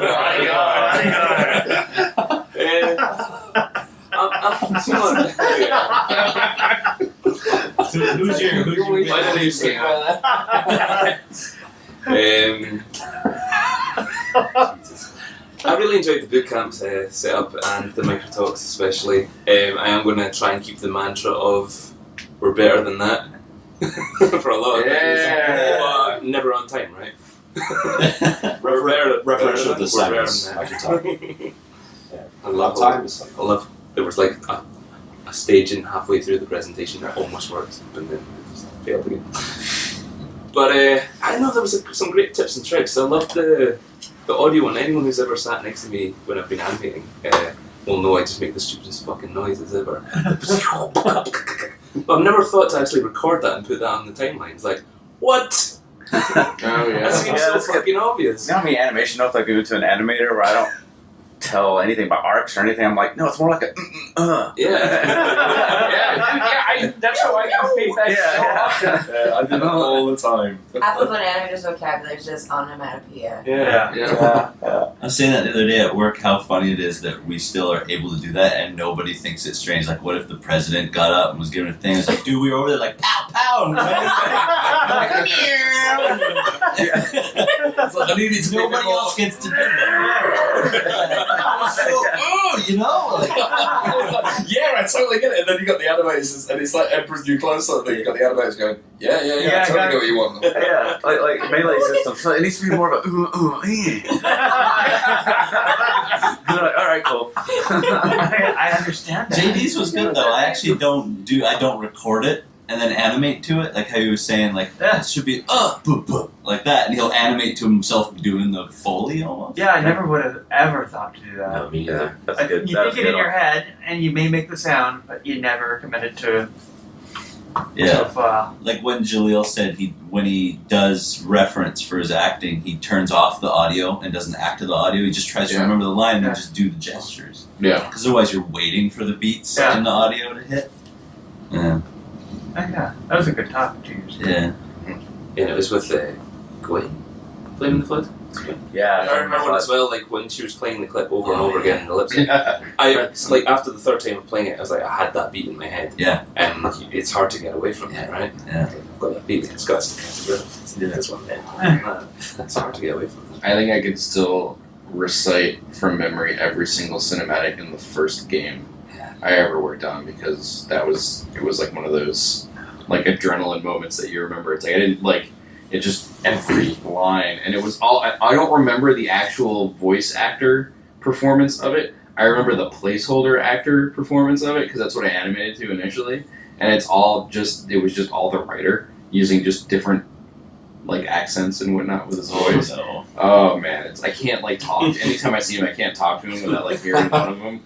Like, my first professional gig had it was TV shows and the worst voice actors. And they always used this one lady who had the most raspiest, screechy voice, and you just be like Gwen's thing just over and over like 24,000 times that day, and it just I can hear her, I can pick her out in any like made for TV animated movie. She's in it all. As soon as I hear her voice, I'm like, God damn it! Like it's like it's PTSD for me. That's those bad voices. I worked on a few movie games, and there was this was a different one actually. I don't know. How I can talk about this when you're working with 15 years ago movie games like it's instant money, and they're all. I was lucky enough to work on some that weren't terrible, but Tobey Maguire's not really the kind of voice that's like, oh yeah, I know exactly what that performance is going to look like. He's like, don't die, Mary Jane, please don't die.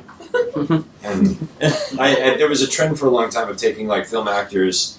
Well, I think we still do it sometimes. Taking film actors and putting them in the recording booth.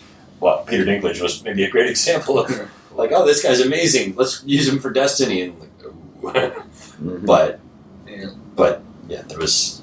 I find the other way around, actually. I've used VO actors for mocap, and they're brilliant. Really, really good to have, and not a lot of people cast them for that. And, Lana. Those actors don't fly to Raleigh. Lana Banana. No. Oh yeah, okay. That was a nice cover. In fact, we just got it wrong. So it seems like some people are talking about like their takeaway from the roundtable, and some people are talking about the takeaway from Just take away from the conference in general. it's all fair game. takeaway from anything. Yep. Can you just give me? I came so late. I'm just kidding. Probably like the one thing that I thought about the most. At least I was thinking about it a lot today. Was during the roundtable. I felt like it was almost like I don't want to say too difficult of a discussion to really have in just a group of animators, because, at least in the position I'm at work, being like, what if we found like a non-violent solution to something? And like, well, we can't really, what do you do? Suggest change the whole design, change the whole thing of the game? I could suggest a non-violent anything, but is that what we're making? And I feel like there's a couple of problems that to me going forward, when I go back to work on next Monday, is like defining violence in the first place. Is it first-person violence? Is it you as a character committing something? Is it using violence as a source of agency for your character? The threat of violence, is that still considered violence in a video game?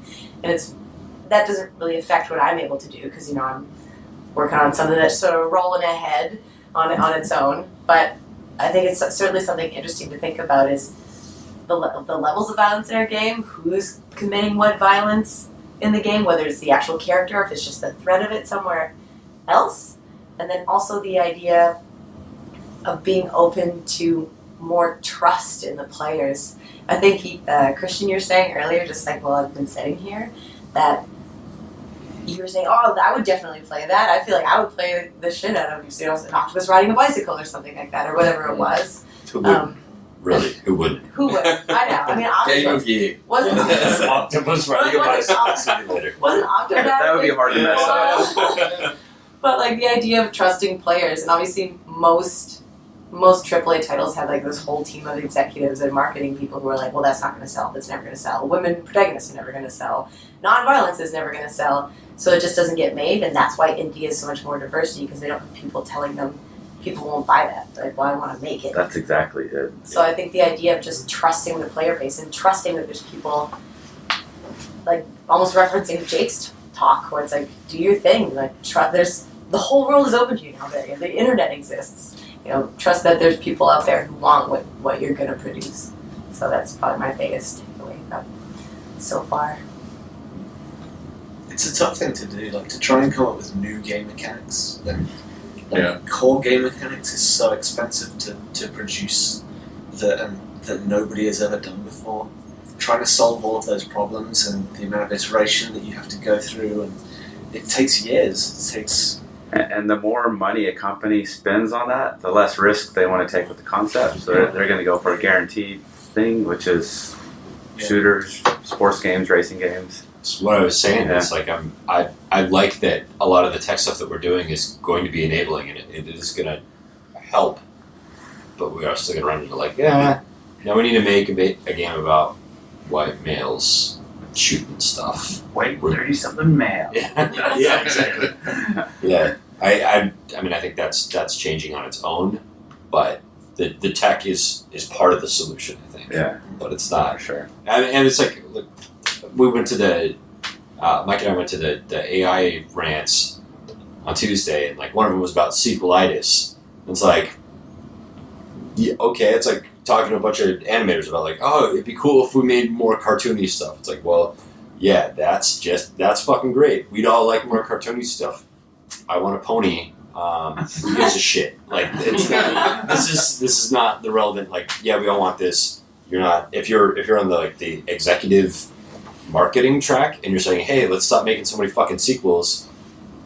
Okay, maybe that's a more relevant discussion. But it's not like it was a bad talk, but it's like the wrong crowd. What I think was really interesting is even like, have you guys ever gone to the awards night here? The Game Developer Choice and the Choice Awards? Yeah. So you're crazy. It's the best. It's so much fun. not only is it like cool an award show, I'll watch the Oscars, I'll watch awards, I'll watch the Tonys. I don't watch a ton of theater, but I just like award shows. So it's like, oh, I'm there. It's fun, regardless. It's really cool because there's the whole Indie Choice Awards that happen first. The conversations I always hear afterwards are people like pissed off that indie games are also nominated for Game Developers Choice Awards. Like, they're indie games. It's like, okay, but they're still game developers just because they're indie developers. Like, what are you talking about? They're upset that they're sort of infiltrating, and every year more and more indie games are the games nominated for all the Game Developers Choice Awards. They're not these AAA titles. And then a lot of them won. Like, Her Story won like 5 awards. Yeah, and think of like Undertale. It's probably like the most popular game at my kid's school. Yeah. And Is it's it an really? indie game. Yeah, like they're fanatical about it. And Minecraft was essentially an indie game, you know, and when it began. I had a hard time getting into Undertale. Yeah. Yeah, I grew up with very similar games. Yeah. But I think it's kind of like what's old is new. Yeah. I don't know. But even like Mini Metro was nominated like 5 or something times tonight. It's about making subway systems. Like, it looks like the BART map. And it's a game based around making transportation systems. It's just a beautifully like graphic, minimal game. It's pretty cool to see those kind of taken over in their own way. I like that. Is it like AAA developers like, oh, it shouldn't be in here because it's not one of our games, or is it like No, it's indie like just developers who are conversations like, I sort of hear. So maybe some of them are AAA developers, but I think it's largely people who think there should be a distinct separation. That if you're an indie dev, I guess you only Game's a game. Yeah. Thank you. Yeah. I do think if it's fun, right? It doesn't matter Yeah. how many A's it's got on it. It's Yeah. it does feel like there's a lot of games being made now for, like, it's a game developer's game. Like, Undertale is a little bit of a game developer's game to me. I take that as an agreement. And it's kind of like how some TV shows feel like it's an actor's actor. You always hear somebody say that, an actor's actor. Like, if you guys have ever watched Schitt's Creek, have you guys seen that show? It feels like a show made for people in the entertainment industry. Schitt's Creek? Yeah, it's awful. Schitt's Creek. It's a Canadian version of. Oh, maybe is it a Canadian? Yeah, maybe it's not. CBC. It's like Canadian Arrested Development style. But it feels like. Did anybody watch the Bill Murray Christmas special on Netflix? Yeah. It was awful, right? Yeah. But it just felt like improv for actors. Yeah. It was like, oh yeah, we're fun, we're having fun. It was crap from a consumer standpoint. I don't know. It feels like there's a lot of games. I'm biased about it, but I find a lot of games feel like they're. I agree. Hipster. I hate using that word, but it's just it feels like it. It's like when a movie's made for an Oscar. It's like, Yeah. you made a good movie, and it's like, it's targeting an Oscar, but But there's also, aren't those the people, like, they're the ones who are trying something new? So you can call it hipster, like, you're just pushing the envelope for the sake of pushing the envelope. But regardless, No, but that's they're the thing. pushing the envelope. I still and it's I recognize this in myself. I have a hard time. I see it as a craft, and if I don't see somebody putting effort into the craft of something, it feels like pretentious art school art show to me, rather than like Rain World to me was beautiful, and you see them trying, and there's a craft and there's a beauty to it. When I see other games, that it's just like it feels like the more important thing is the statement, not the craft that's going into it, or not the execution of it. That rubs me the wrong way. Some of them I feel that way, where I'm like, okay, that's getting a little too existential for me. Yeah. But a lot of them, again, I bring it back to Jake's talk. You know, you want to make those flower hats. Somebody's going to buy those flower hats. Well, look at Somebody Undertale. somehow identifies with your one brick in space, and the whole game is you run around it and you just try and identify with it. You know, that's going to speak to somebody in a way that I'm never going to understand, because I feel. I don't want to sell Undertale short, because when my game director at work, he'll explain to me all the stuff that's in Undertale and everything, all these, like, there's a pacifist ending and all these other things, and if you do this and you don't save the game but you go back, it does this stuff. I'm like, that's amazing. As a game designer, that's fucking incredible, and I get the accolades it has, but it's not approachable to me. And almost, we have game club at work every other week. Undertale was one of the games for the 2 weeks that we played, and everybody at the table was like, did anybody finish it? And no hands went up. And except a couple that had already done it and that were like, that's their thing, and everybody's like, I struggled, I was digging deep to play that one. So, And is it just the audience thing? 'Cause like my son, he's not inside the industry like we are, he discovered it just on Steam, and his friends have played through it 3 or 4 times, and they're like, I'm impressed by that because I don't. Maybe my kids would have. I don't know. they're wearing like the T-shirts for it and stuff. Like it's crazy. Yeah. So maybe you know too much about the magic you've seen behind the curtain. Maybe. You're tainted. You're tainted. Good. You know too much. You need to reset. That's definitely a problem for all of us, right? Sometimes it's hard to enjoy a game because you don't get lost in it like you used to. I've watched Pixar films twice. I watch it once, which I'm in awe of it, and then I have to watch it a second time to enjoy it. Yeah. It's like I can't. And that's kind of a little bit with some games, so which is why I do like playing indie games because we don't do that. It's like, to me, it's like that's more fun. Sometimes I like to see some of the obscure I stuff. play AAA games. I can't get in the game. I'm watching all the tech and the rendering and all that. Yeah, it's an autopsy. That's why I do like the indie games, because I'm not there to see how to push my personal craft, and so I tend to enjoy them more. Yeah, we mentioned before about today about Gone Home. We were actually talking about kind of like games that scare you, and there's this kind of moment when you first get into the lobby of the house where it's like terrifying, and it sort of feels like there's going to be somebody down that corridor or something. But it's like if you're a developer, you know that team is tiny and they're not going to be able to afford to do AI. It's like, okay, maybe it's not going to be quite as scary. And I think I played that game so wrong because I found out after all the stuff I didn't do, it was just, I'm going to win this thing. And how can I get to the end? Where's the end? I got to finish it. Yeah, it's still a great game. Yeah, and it was like, oh, you didn't find out about the dad's story? I was like, oh shit, now I got to go back and read more about it. That was I really enjoyed that about Firewatch, that I knew Firewatch was like pretty, and I bought Firewatch based on it's like, oh, it's a good pedigree and it's pretty. I have no fucking idea what this game is about, and then just was well done. That I really appreciate. I haven't finished it yet. For games like that, it's phenomenal. I went to the talk today, and I didn't know much about the. I haven't played it yet. You should now. Yeah, it's just gorgeous. It really is. It was. I bought it on Sunday morning, and it was downloaded by like noon, and I finished it Sunday night. Yeah. I sat on my couch and like I took one break because like it's like I should probably pay attention to my wife and walk my dog. But, I just was so engrossed in it. It's the first game in a long time where I'm just like I just wanted to play through the whole thing. It's such the mechanics, the branching story and how they come back and choices and what they do later, like it's quite simple, but I thought it was really elegant how they handled sort of like if you go to the girls at the beach and you take their boombox and then later on the dialogue changes on the radio based on that you're carrying their boombox, or if you throw it in the water, or if you throw it in the bushes, or if you do these things, like there's cool little moments. And I can see like having played through the whole thing, like I could see where they laid out like or where you could do more with it. Like you could do more choose your own adventure sort of like content with it. Like really, really easily, and I think the art style really lent itself well to letting you fill in those blanks. I think. There's another great thing about it is, speaking of one of Brian's points about reference, their art director guy, Ollie Moss, which Simon knows who Ollie Moss is, because he used to be on EA. I follow him on Instagram, and like the last year or so, or a year and a half, he's just been posting nature pics.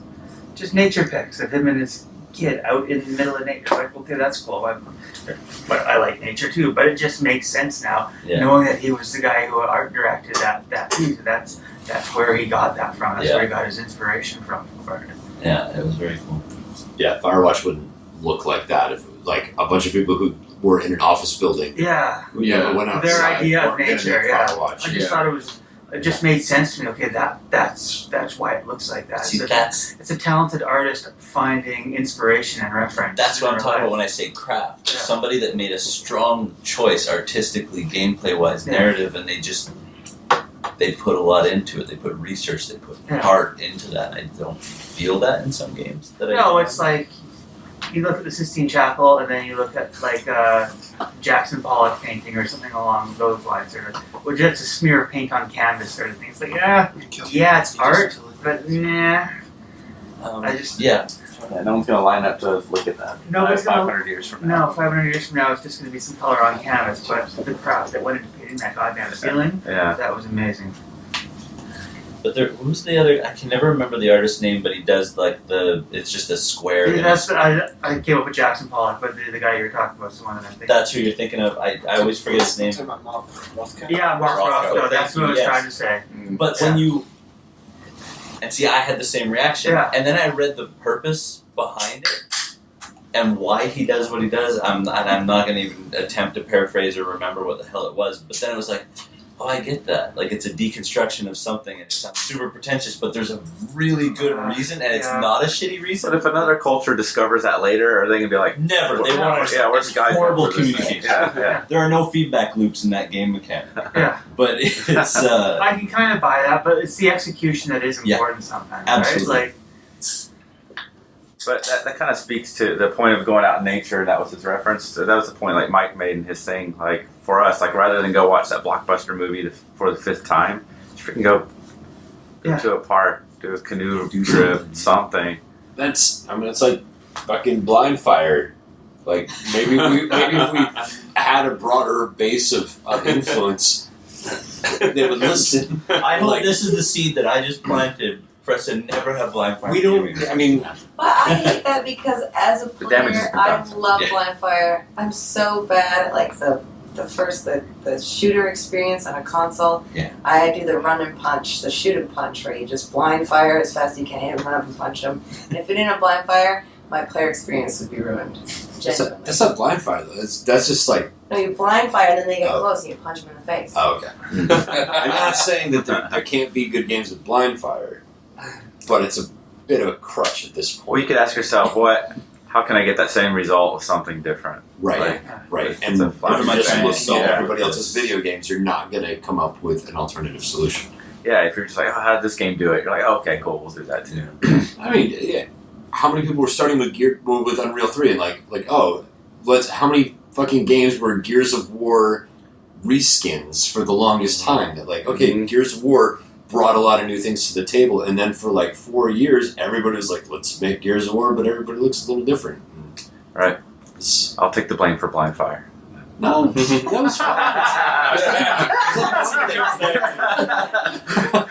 was the big chainsaw gun with one hand. Well, there's a lot of other cool shit that you guys did do, like active reload and all that other It's- stuff. I'm not saying Blind Fire is not cool. No, I'm saying I do Blind that, Fire is yeah. not cool after the 70th fucking game. Right. Got it. That it's like I had to deal with this on Battlefield. It wasn't on Battlefield. It was on Medal of Honor. It was like an emergency reload is slower than a tactical reload. The whole if you reload when you don't have any bullets left, it's going to be slower, and that's the opposite of the truth. Because if you've just fired your last bullet and your gun is not shooting anymore, that's like oh fucking shit. Like I got to get bullets in my gun. Right. But if you're reloading because you have bullets left, it's a decision of this is a tactical decision of I'm in a position where it is okay to change magazines. It's the opposite of what Call of Duty has taught people. But people are like, reload from empty has to be faster because that's what video games taught us. That's what this other game did, and so this is the rule. It's like there's nothing wrong with Blind Fire Gears. There's something wrong with that the rules are defined by another game rather than what we want our game to be.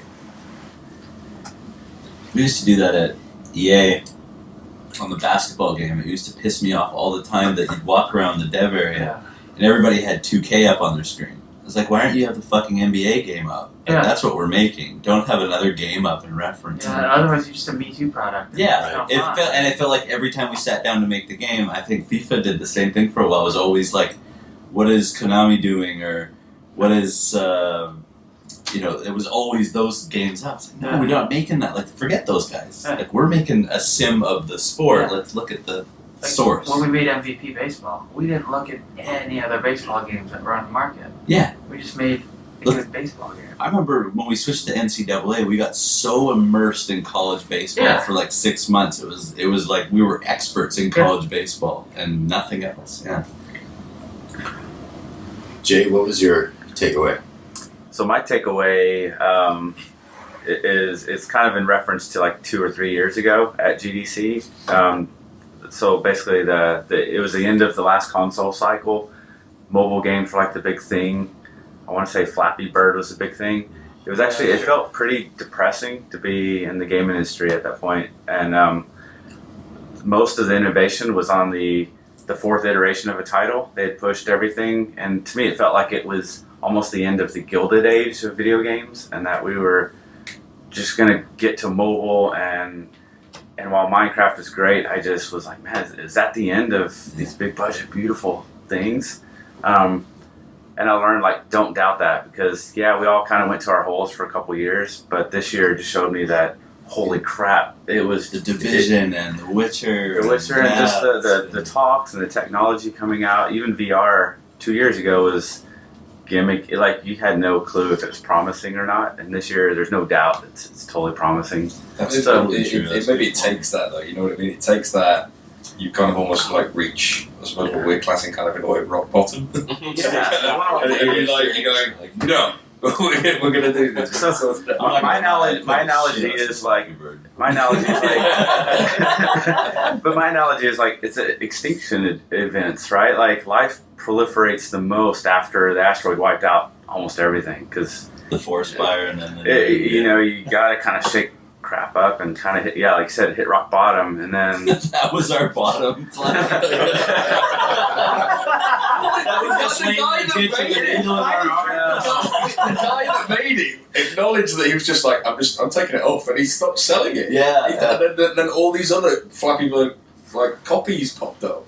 He got like death threats when he took it down. He did. Yeah. Here's the inception moment for me. I played Flappy Bird VR.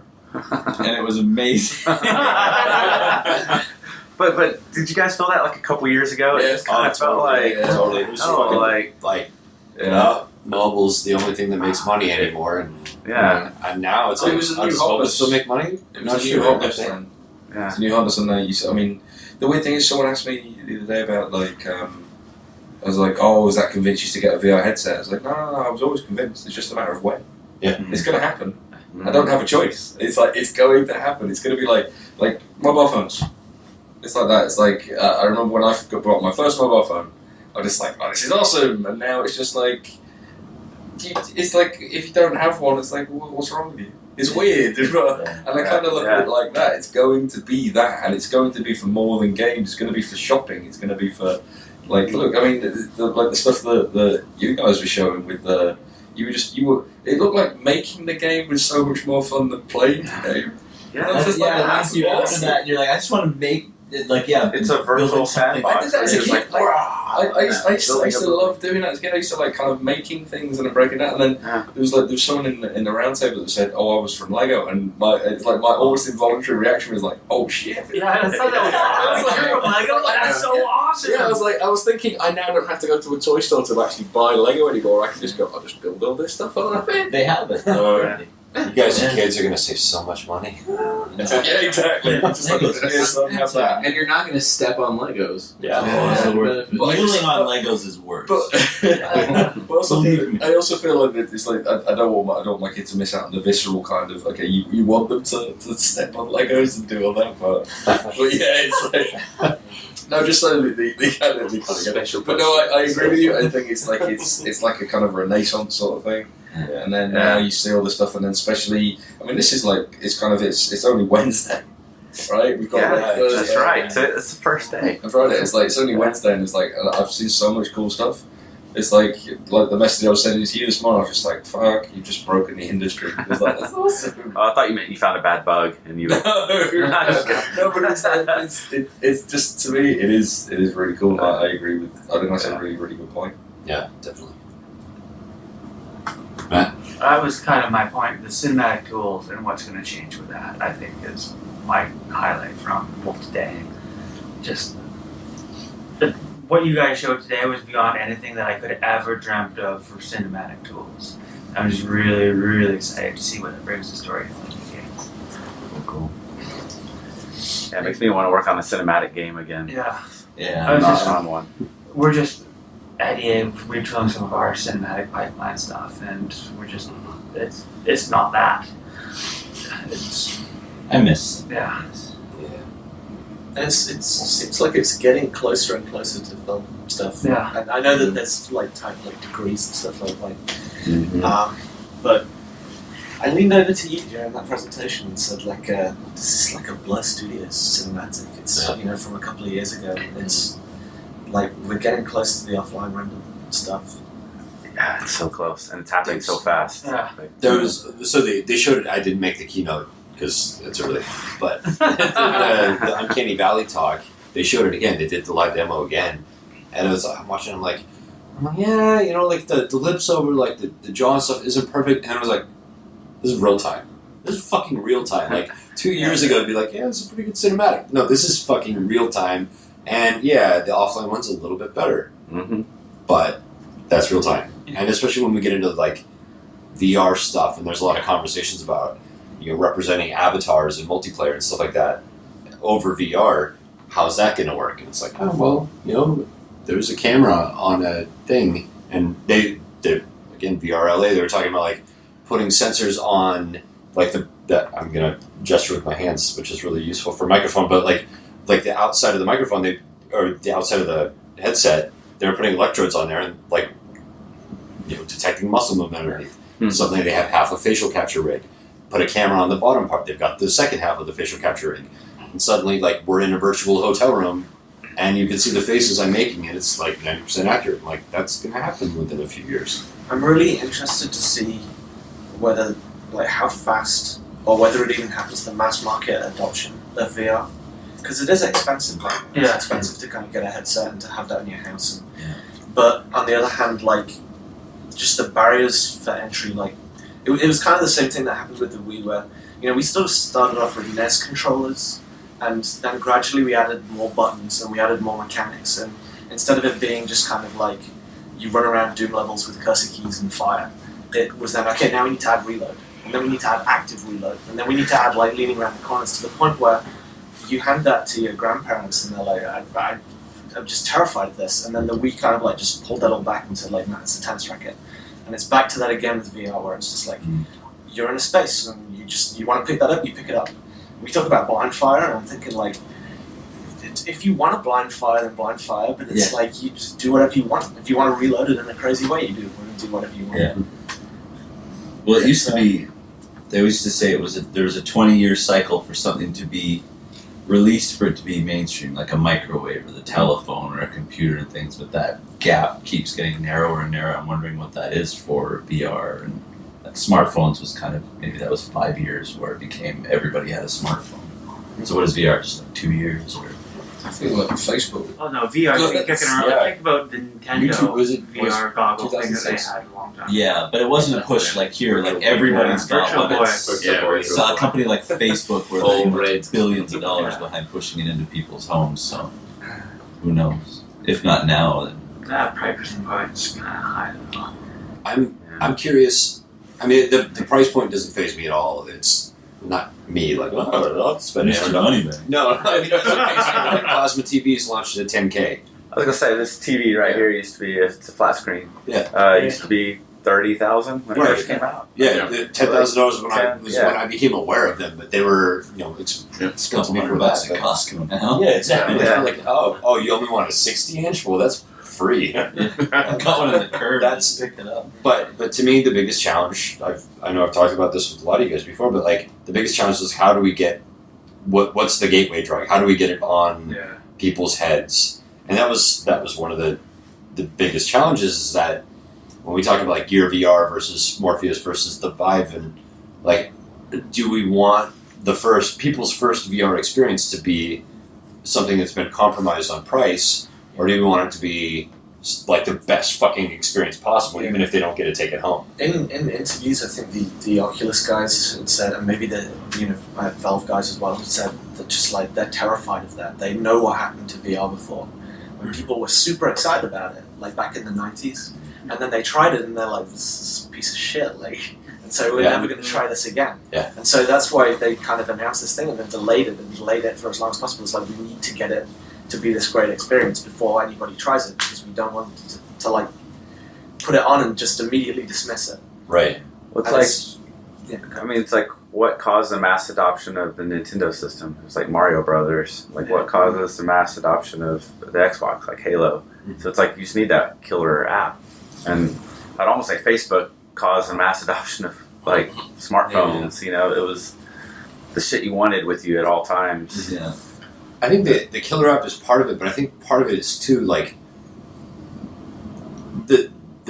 I've said religious experience a few times now. Like when I put on the Vive, I was like, I'm here, and I was in a gray space. I was basically in a Maya viewport, but I was in the fucking viewport, and there was nothing to do.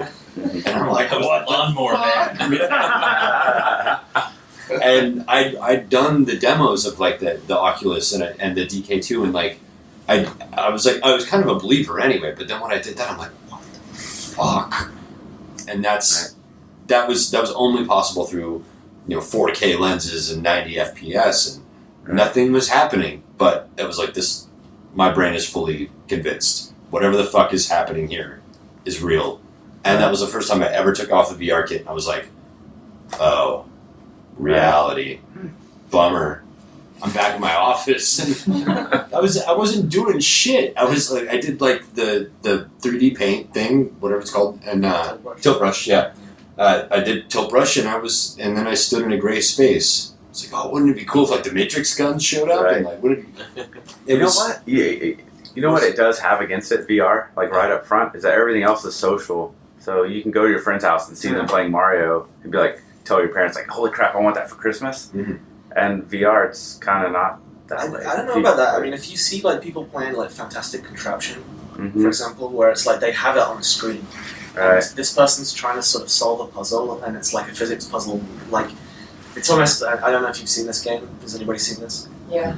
It's kind of like that. Oh, it's a Rube Goldberg kind of thing, right? Yeah. You attach objects together, and it's like, okay, I need to get my cart into this kind of like space, and you set it going, and then it goes tumbles over a ledge or something.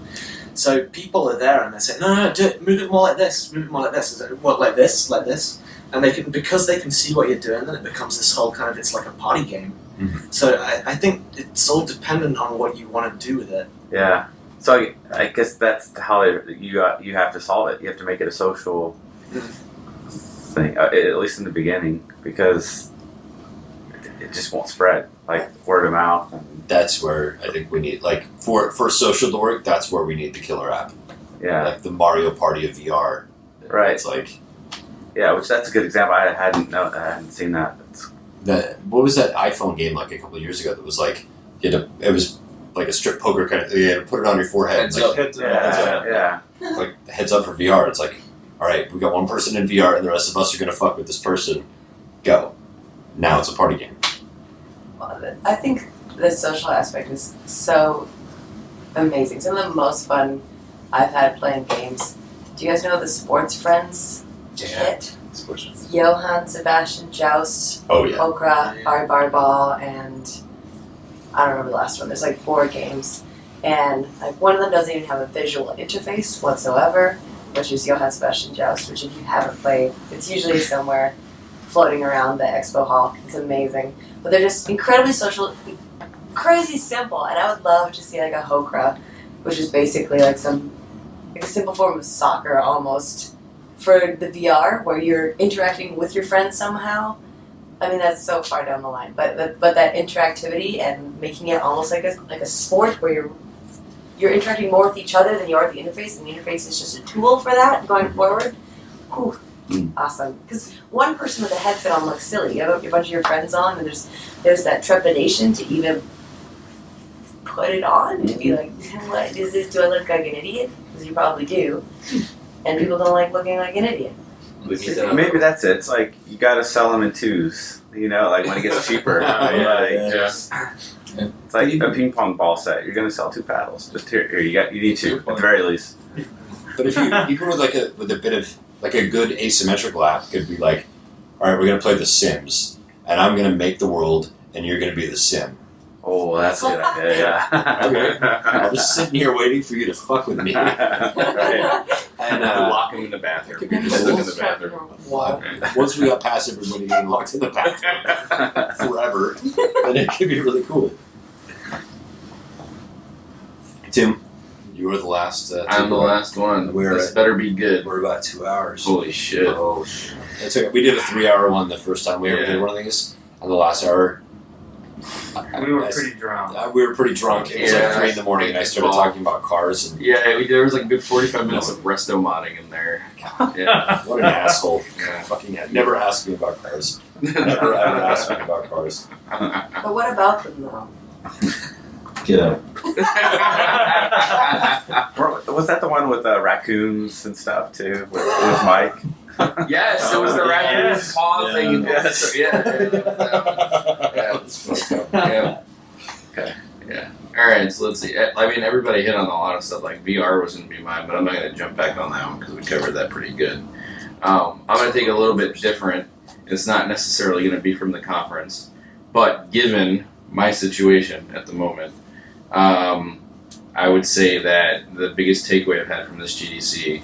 Every year we have a great sense of community. The animation community here has been growing every year really well. And I remember a couple of years ago, Simon was in this predicament where he was looking for work, and we were all kind of rallied around him and really supported him and tried to help, any way we can. And I think I never really understood what exactly it was that he was going through, and now I do. And being on the receiving end of that support, it's been amazing, and I understand, I don't know if I'm going to put this in good enough words, but, it's just amazing, and you guys are all amazing, and I feel like if I had known, a couple years ago what this felt like, I feel like I could have helped a whole lot more. Does that make sense? Yeah. I would have, known, better things to say and, smarter things to do to help. And so just being around so many people who are that supportive and are really, we all really care about each other and we want to see each other succeed, even when we're at our best and at our worst, has been a really big takeaway for me. And yes, I got pretty heavy here. Sorry. Take that right down. Take it. But it's good. It's a good thing though, right? Oh, I'm it not is. trying to be a downer or anything. It's I don't feel down, right? And I think I don't feel down because I'm around all you guys and other people who are just want to help, and that's the thing. You see the stuff that Dan was showing, right? It was about helping people be better at their job, be more efficient. You see stuff that Kristjan is working on that's gonna freak some people out, but it's ultimately gonna make a lot of stuff better long term. I see the stuff that Epic showed today with the cinematic tools and whatnot, that stuff we were just saying, there's things that are being done that are all geared towards creating better experiences, but also created with the mindset of us as people of the craft, people who are creating, making our lives easier so that we can do better things. Yeah. And I think it all starts at that kind of bottom level of we all just help each other. So It's actually one of the best sides of this industry completely, is that people are really giving with knowledge. I'm not speaking for everyone, but there's a good portion of people that are generous with knowledge, generous with helping each other out. And I've never worked in another industry, but it always seems like competition trumps that kind of stuff. Yeah. And the real world quotes. Yeah. It's pretty. If there's any downside to the community, that's what I do. I find the downside. Everybody balance. Ryan poops at the parties. No, it's amazing, and it's super inspirational. I'm and I hate, I feel even weird talking like this because I hate being positive, but no, it's just it's such a cool group, and it makes me so fucking excited to do what we do. And the only downside of it is there's so many more people in the fold every year that it's I want to record an animation podcast with everyone this year. And it's fuck, is everyone everyone's 40 people. How are we gonna fit 40 people in a hotel room? And it's oh shit, how does that work? But I don't know. It's an awesome network of people who care about the same stuff. And So you're saying we need to start a rift to cull the numbers for that. I vote Lana off the island because she said that she didn't like the round table today. Whoa! I did not say that. At what point did I ever say that? I was going to propose obnoxious elitism. That we just like, "No, you're not good enough." No. No, it's not. And that's Leads only. oh shit. Shit. That cancels me out too, no. No, it is pretty awesome. It's nice to see. I mean, of anything, of a shitty situation, like it's. I don't know. I mean, it seems like it's. You have a very good support system. Yeah, And I feel like we all have a very good support system. Yeah. And not only for like the good times of like, here's what we're gonna go back to work and do. We're gonna do awesome shit, but it's also like, I don't know, it's good to feel like you're a part of something bigger. Yeah. Like not just within your company, but within your trade. Yeah. That like, I don't know. Like 5 years ago, I never felt like there was like, oh, here's the animators of the games industry are trying to move collectively towards this thing, like better performance. I mean, we all had similar goals, but I didn't feel like we were working together on them. We weren't talking about it. We weren't sharing stuff. We weren't like, you know, friendlying things, and you know, I think that's pretty important for it. And we're also not like, you know, like Lana's talk, your micro talk, like you kind of laid out like raw like what your first year was like. And, you know, you wouldn't have gotten that like 5 years ago. You know, like getting like having somebody like feel comfortable enough in a group of people to actually just lay that out, I think was huge. Yeah. There was a lot of it was a good step towards there was a lot of people being kind of vulnerable on stage this year, which we don't usually get. We get very process heavy, we get very like, but it's kind of cool that we're getting to that point where you get Gwen's talk, you get Lana's talk, where we're starting to open up about those experiences and like what it is to be a game animator, which is, I think, a really interesting take on that. I don't know if the other disciplines do that much. I mean, we've got the one reason to be and things like that, which obviously with the whole diversity push, but it's how you get better, right? So it's again, it's back to Jay's point about the kind of in a way that they're hitting the rock bottom. It's like the way we're going to get better is if we start to look at it. If we do become vulnerable, if we do start to say, okay, well, we know we need to get better. We know we need to have, and the best way sometimes to get better is to get fresh eyes. Is to get, you know, it's like, and that's what you are. It's like you're coming in and you're seeing this, like it's not a naive thing. It's like it's just a very clear observation of what we do that we've not completely forgot, but we've taken for granted. We needed a good reminder of, for sure. Yeah. It's like when if ever, I mean, we make games, and I was talking to Alex last night about like it's like it's great when you go to like weddings, and then someone goes, "Oh, what do you do for a living?" I was like, "Oh, I make video games," and then they go, "Oh, really?" And then you just kind of go, and then you tell them, and you go, "Yeah," and then they get really excited about talking to you, and then you get that reaffirmation that, okay, what I do is really fucking cool. Yeah, today I was going through emails I shouldn't have been, but there's a little bit of a stressful email, and I kind of got a little worked up, and I was telling myself, I'm like, dude, you just make video games, don't get too worked up, just make video games, which is kind of actually the wrong way to look at it too. And so I'm kind of walking back to the hotel, and this kid comes by and he sees my name tag, and he's like, "Thank you so much for making video games. You make the world a better place." And it was like, I make video games. You know?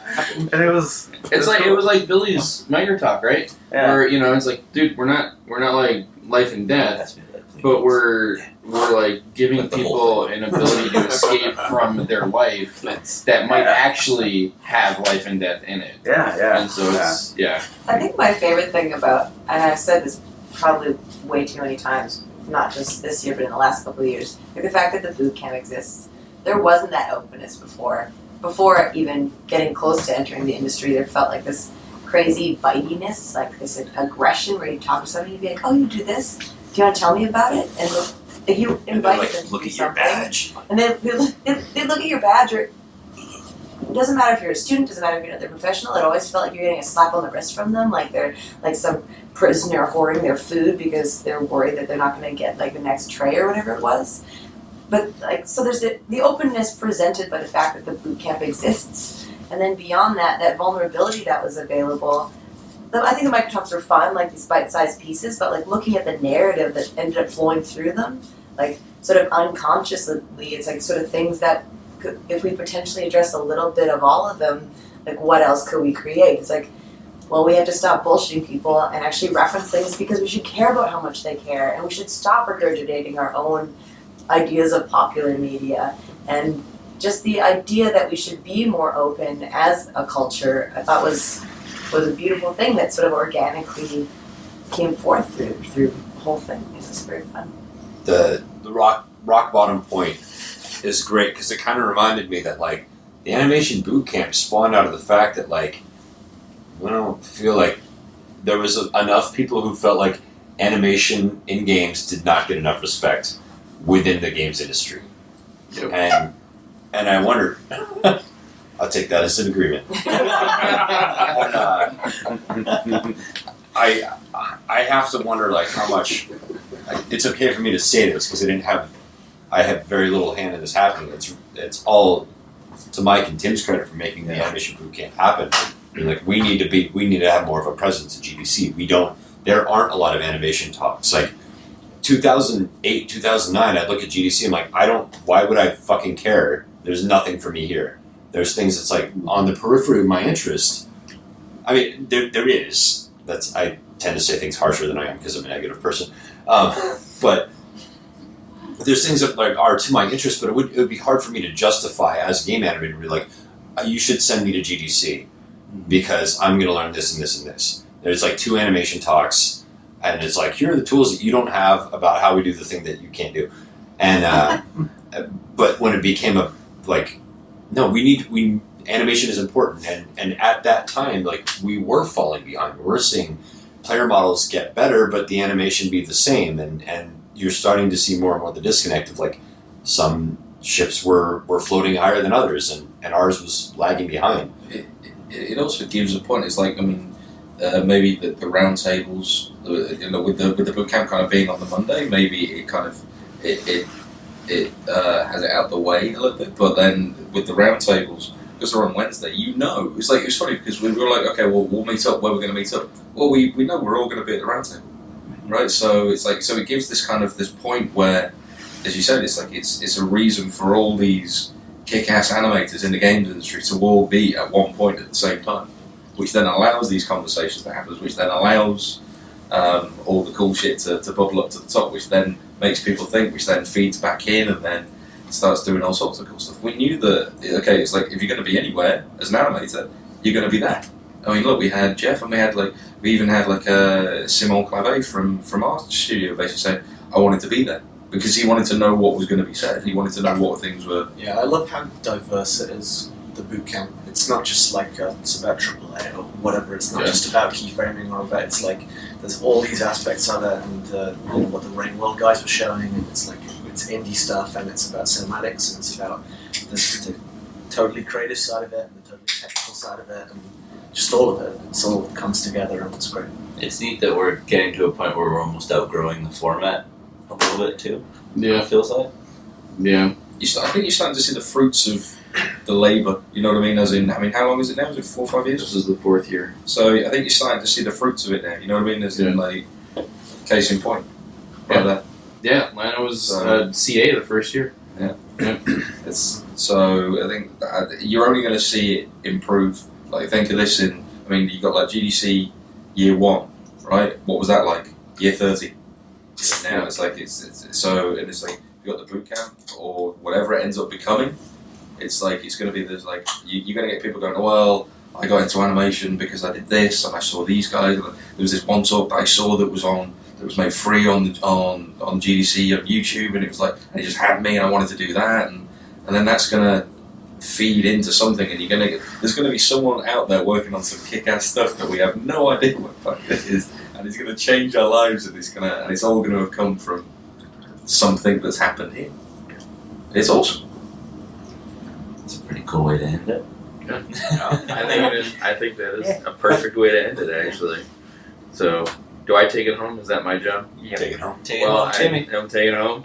All right. Well, this is what is this? A little over 2 hours of a lot of amazing conversation. 2 hours and 19 minutes. 2 hours and 19 minutes. This I don't know when this one's gonna get put up.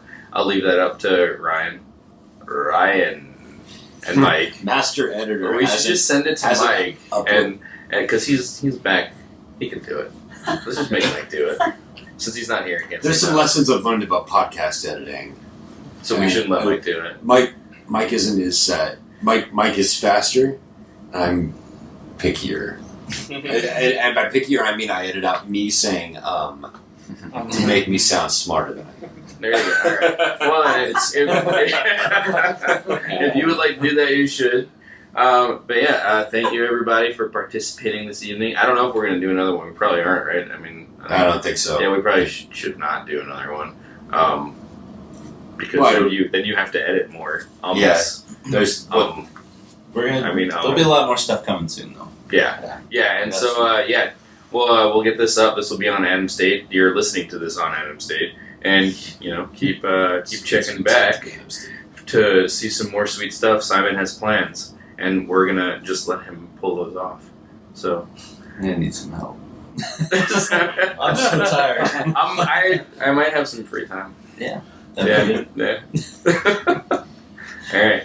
Thanks, everybody. Bye. Bye. What about having what's our animators? closing thing? Oh yeah, what's the? You have your animators spayed and neutered, right? Is that it? That's Mike's one, Yeah. Sure. That was the reanimators. That's for you, Mike. Be sure to have your animators spayed and neutered. I would say no. Actually, you know what? We got a new one. I have a new one. All right. I'm gonna dedicate this to Gwen's talk. Have your animators fixed. Because we are all fucked up. Yeah. I thought you were going to say, have your animators spayed and neutered. Have your animators spayed and neutered. Yeah.